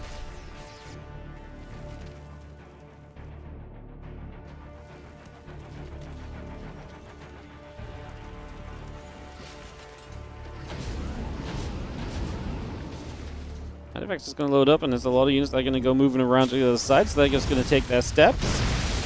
All the Banes do hit the Mineralize, so some SCV is going down. Let's see what the drop of Gumiho can do, see if it catches Solo off guard at all, see if it can find some damage. It's funny because there's going to be more Hellbats and Marauders. It's definitely not what you're usually kind of used to seeing at this sort of point in time. Just see the, say a little bit of a push through coming up right from the get-go here.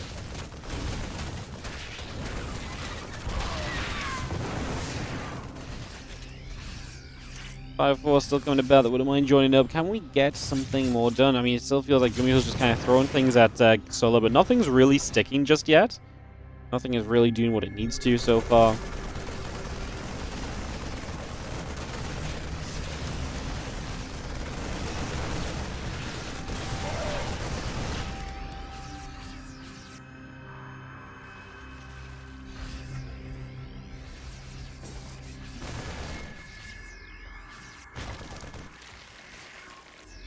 Step up once again, just going to be seeing that bio still very much so gathering together and hanging around for a few moments. It's going to be seeing the Ling Hydra Bane on the right side as well setting up. The Hive is coming through.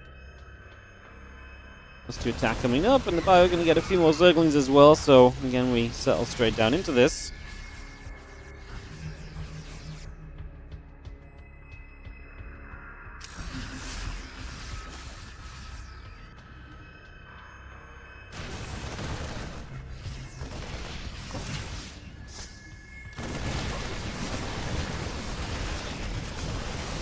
Go for Ling Bane, is going to be stepping forwards. I mean, looks as though we're going to be in a pretty good spot here initially.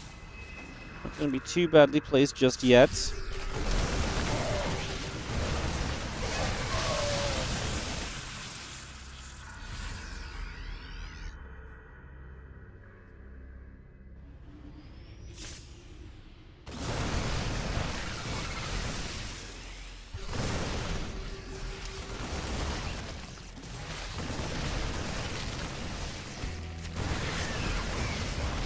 Well, just this rest of this bio continue to move through for the moment, so again, taking a couple of moments, stepping forward right now.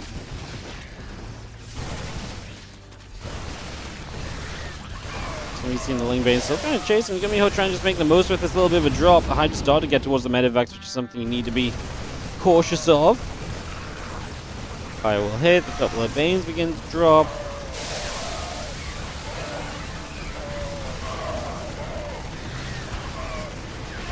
A little bit of a setup coming through as we do have some potential to come around here. Just going to be having our base going down is obviously a problem for Solo. Going to have to try and replace this in the bottom right, so he tries to get that underway already as well. Just get that started.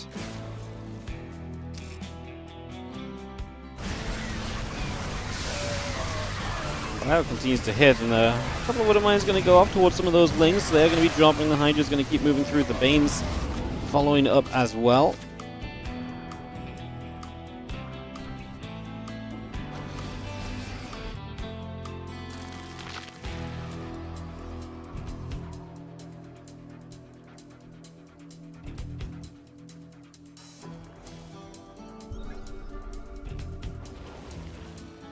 We step through, just going to be having the little drop coming in once again. Gumiho's trying to be aggressive throughout. Can't blame him or fault him for his attempted approach here. He's been pretty good about trying to consistently come through and be aggressive and continue to show up. Going to have ourselves the couple of lurker shots are going to be there as well, so they're going to be looking good too.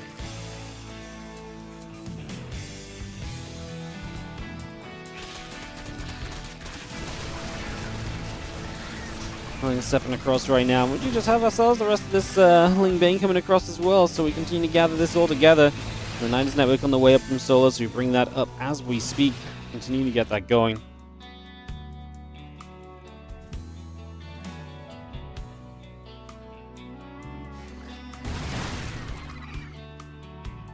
And just continuing into play. We're just going to be seeing the Widowmine shot going, but not doing too much just yet.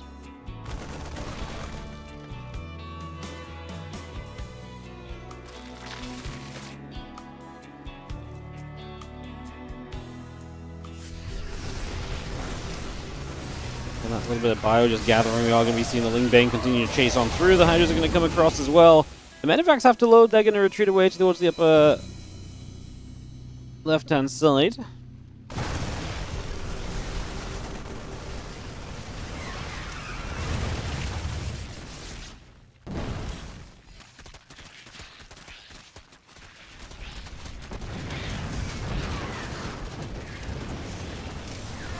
Moment as Gumiho is going to actually kind of catch this army off creep, so now we're going to get kind of take a fight. If we can get rid of the Banes effectively, there might be a way, but it doesn't look like as though we got rid of enough of them. It looks as though this is going to become a problem, as we will see. GG called, and Gumiho is going to take down.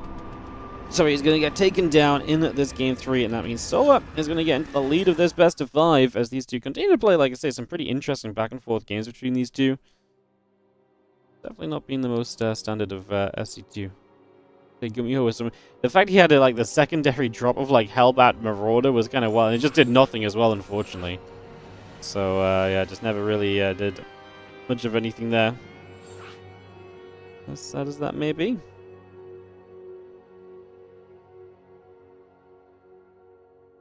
Alright, guys, we will just be ready to roll in a moment or two. So we'll kick that off. We'll get this going.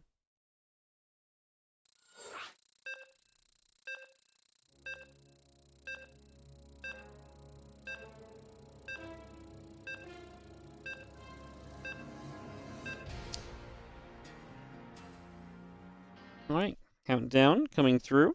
Get this underway.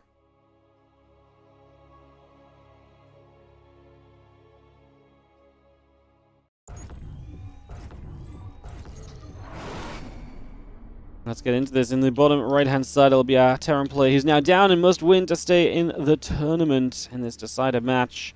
Gumiho looking to get it done in the TVZ. On the top left, our red Zerg is Zola. He is a map away from moving into the round of 8.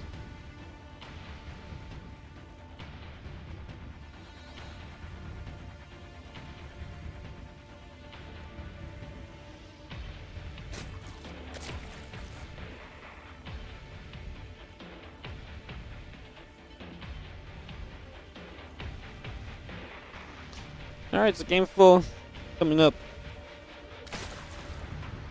It's ready to roll out. Get this all started up.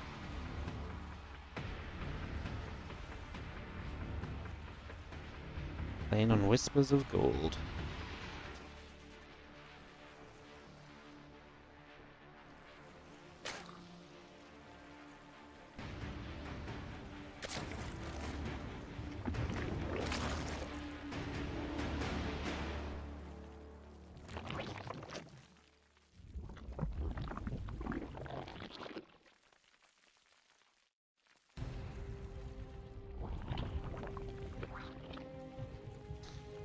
Alright, so we gather up. We have Hatchgaz and Cool coming in. And we have Gumiho just with the single barracks on the high ground heading into the Reaper here initially, so that will be his initial choice.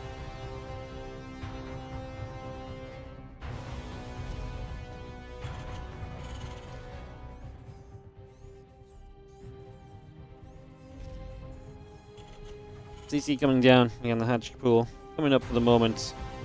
We'll get started off here and look to see where we'll be going.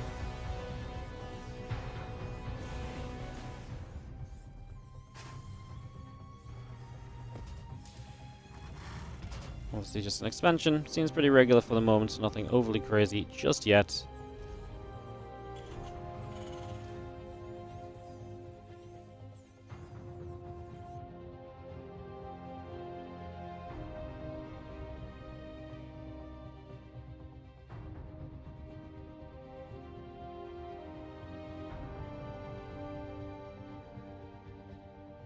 Handling speed, a couple queens, the drone coming through, and a couple of drones going to cancel up on the upper left-hand side. Going to hang around there.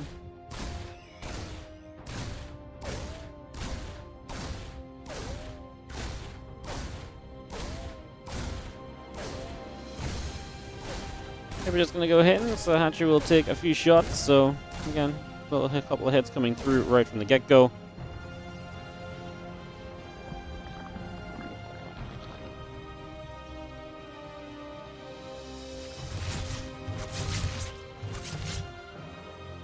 We have ourselves the Reaper continue to come back around, and again the Lings all producing from Solar, so you're just going to get a lot of Lings on the map, going to try and take some control and pressure with these. Seems to be his game plan initially. So we get that settled straight away.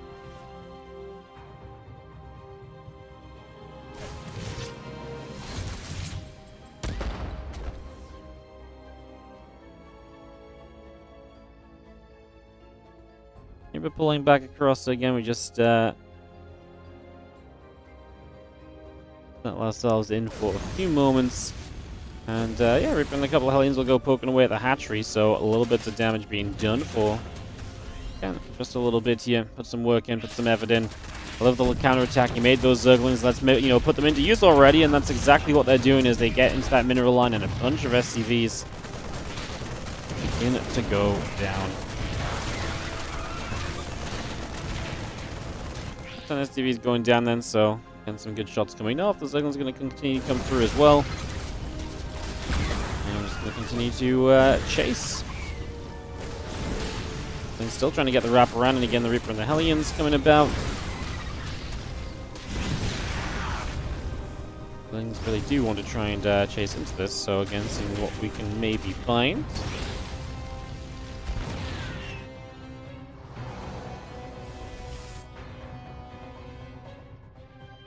Zergling's still coming over. Medevac Marines and Stimpack on the way up. And the Marines are going to sit into that mineral line for a moment. Going to be hanging about.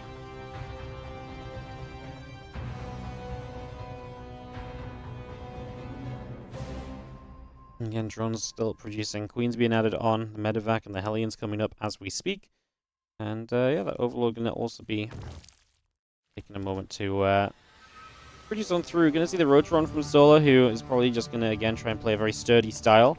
I think Solar's idea of this is probably like, hey, look, if I can just play a very comfortable style and a very comfortable setup in general, what I can basically do from there is I feel much more comfortable against your aggression, and then I shouldn't be in as much trouble as quickly a lot of the time, at least in theory, right? So I think that's kind of the idea that we've got going on in that regard.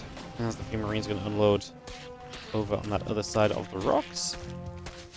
So I'm just going to do some nibbling. And the Marines clean that up without issue.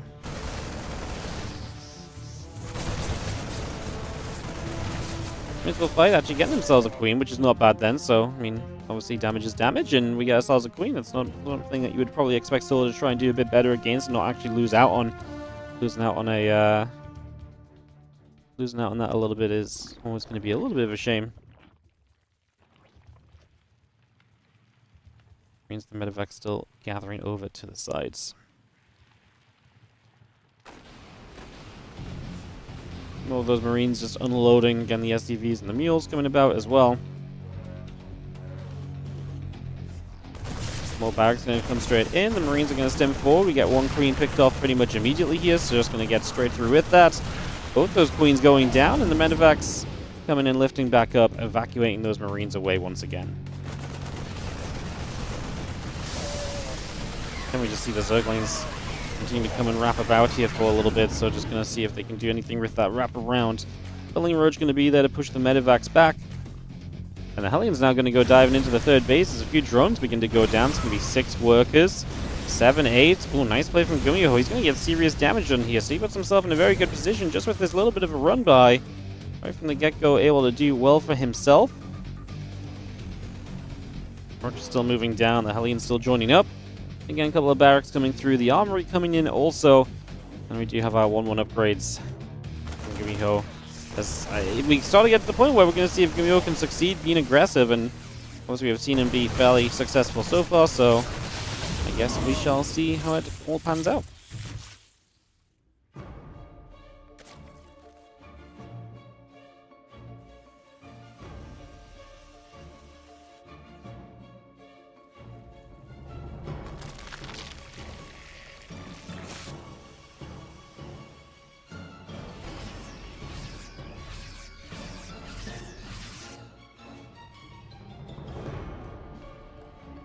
There's the MLA upgrades continuing through, so like I say, upgrades on both sides are going to be pretty much finishing at a pretty similar time for the moment.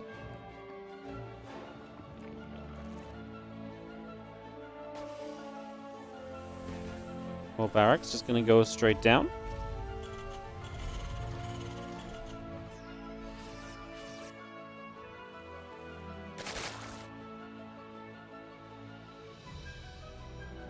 Well, Solar's just already just tacking on through, so tacking on through no problem at all, it seems.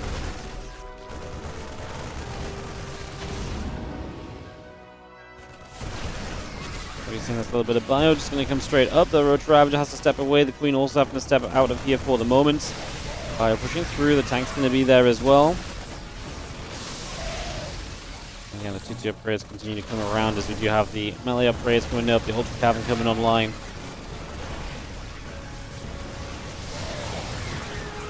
Those person piles trying to land, but they're not quite able to connect us yet.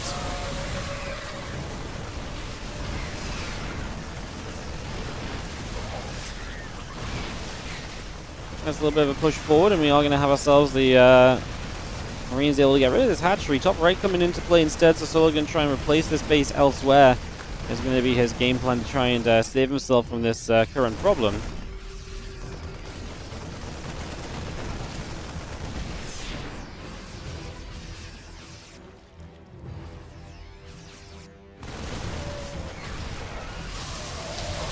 Across Blind Clouds coming down here, so just going to be seeing those bopping about as well. We are going to be seeing the tanks continuing through too.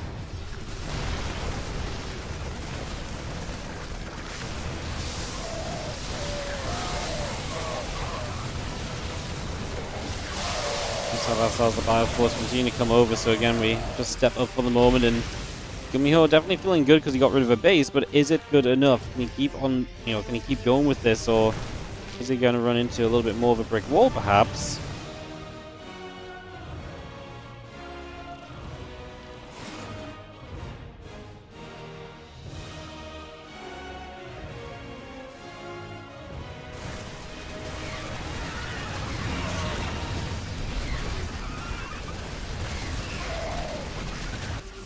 We're stepping straight through, just going to be having ourselves the Ravagers and the Ultra pulling back over for a few moments as well. Tommy coming up to the top, Gumiho trying to still find openings wherever they may be, so again trying to find if there's any opportunity just yet. So far is not really.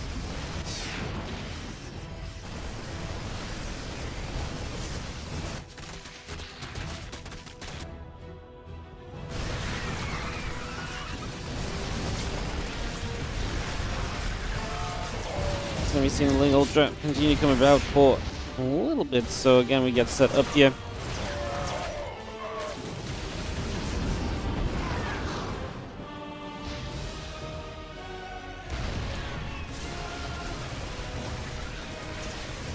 We'll just see our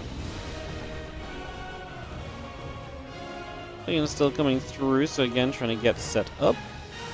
Just for the moment, the Ling Ultra Ravager coming through the center as well. And again, we make ourselves a little bit of progress as the adrenal glands also coming online.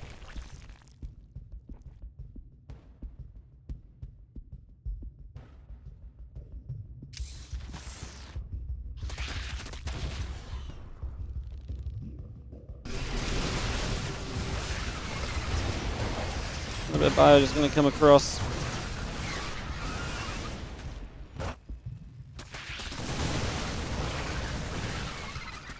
We have a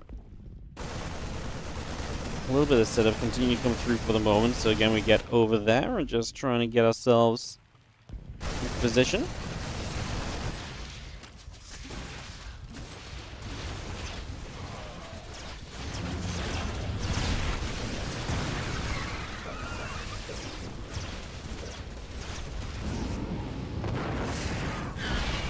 Okay, so he's going down. It's going to continue to settle ourselves for a moment or so. Again, we just have our pressure continuing. Solar is still pretty much up to being maxed out at the moment, so trying to settle in as best as possible.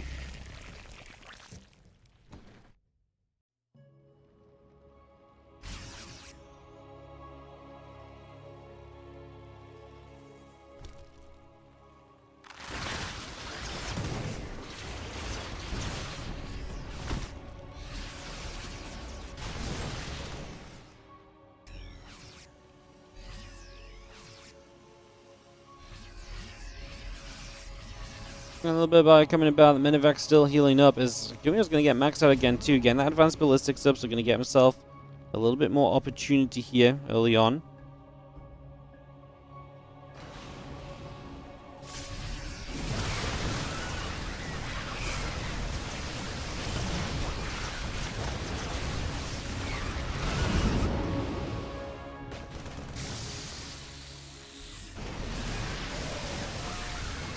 To see the Ultras coming about. The Medivac's going to load up once again, so they're going to come back over too.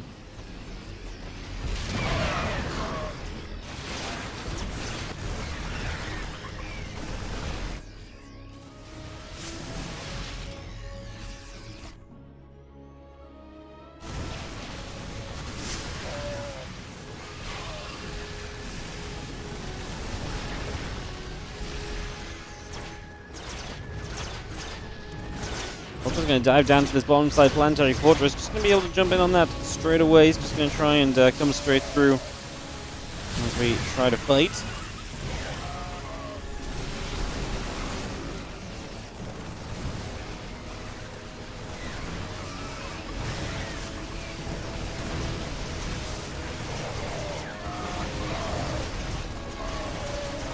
And the Ultra's still going to come across. The Bio's just going to have to live back into the Medivacs once again. And we have ourselves the Infestors, Ultras, and Lings continue to come up. Add a few more Banelings in there as well.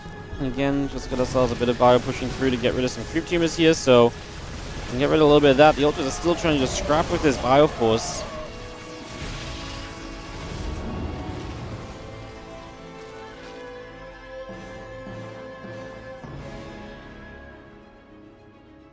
Continue to settle in. It's going to be seeing a little bit of bio, going to get chased around, so again we get pushed down there. The Ultra coming up as well. This will take a few more moments.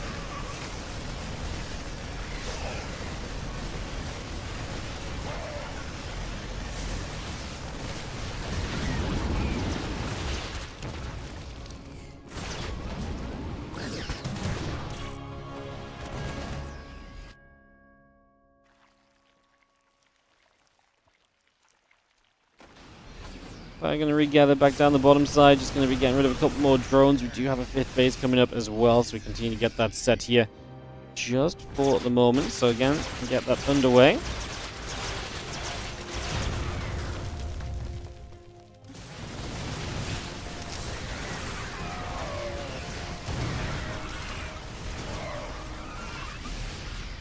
I'm going to be right there and ready to try and fight. So again, just going to come straight over. In the end, it's just going to be too much Zerg. And we are going to see ourselves a GG called. Solar is going to take it 3-1 and gets to the round of 8. The playoffs of the Rex April Madness event. Congrats to Solar.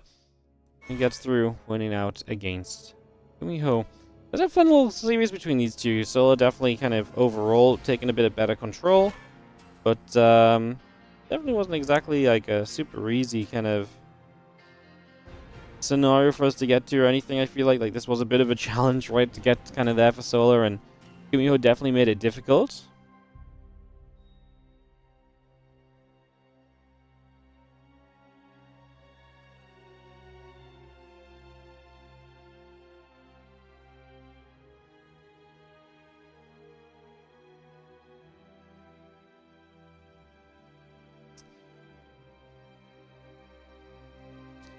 Alrighty, so I think we're going to be able to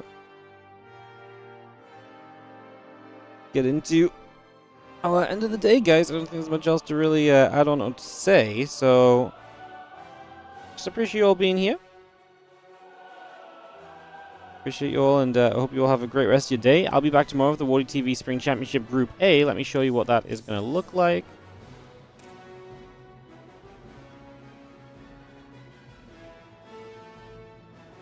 It looks like this. So yeah, Spring Championship tomorrow will be Dark, Ryung, Mana, Classic, and Nicorect. Pretty fun collection of players. Be pretty neat, pretty enjoyable. So looking forward to that, and yeah, hopefully we should be able to have some good games. So yeah, looking forward to that, and we should be able to have enjoyable time with that one tomorrow. So thank you so much for watching today, guys. Don't really think I've got much else to add on here or anything, so I just appreciate you guys. You guys have a great rest of your day, and I will see you all tomorrow for more StarCraft 2. So see you tomorrow for the WardiTV Spring Championship Group A.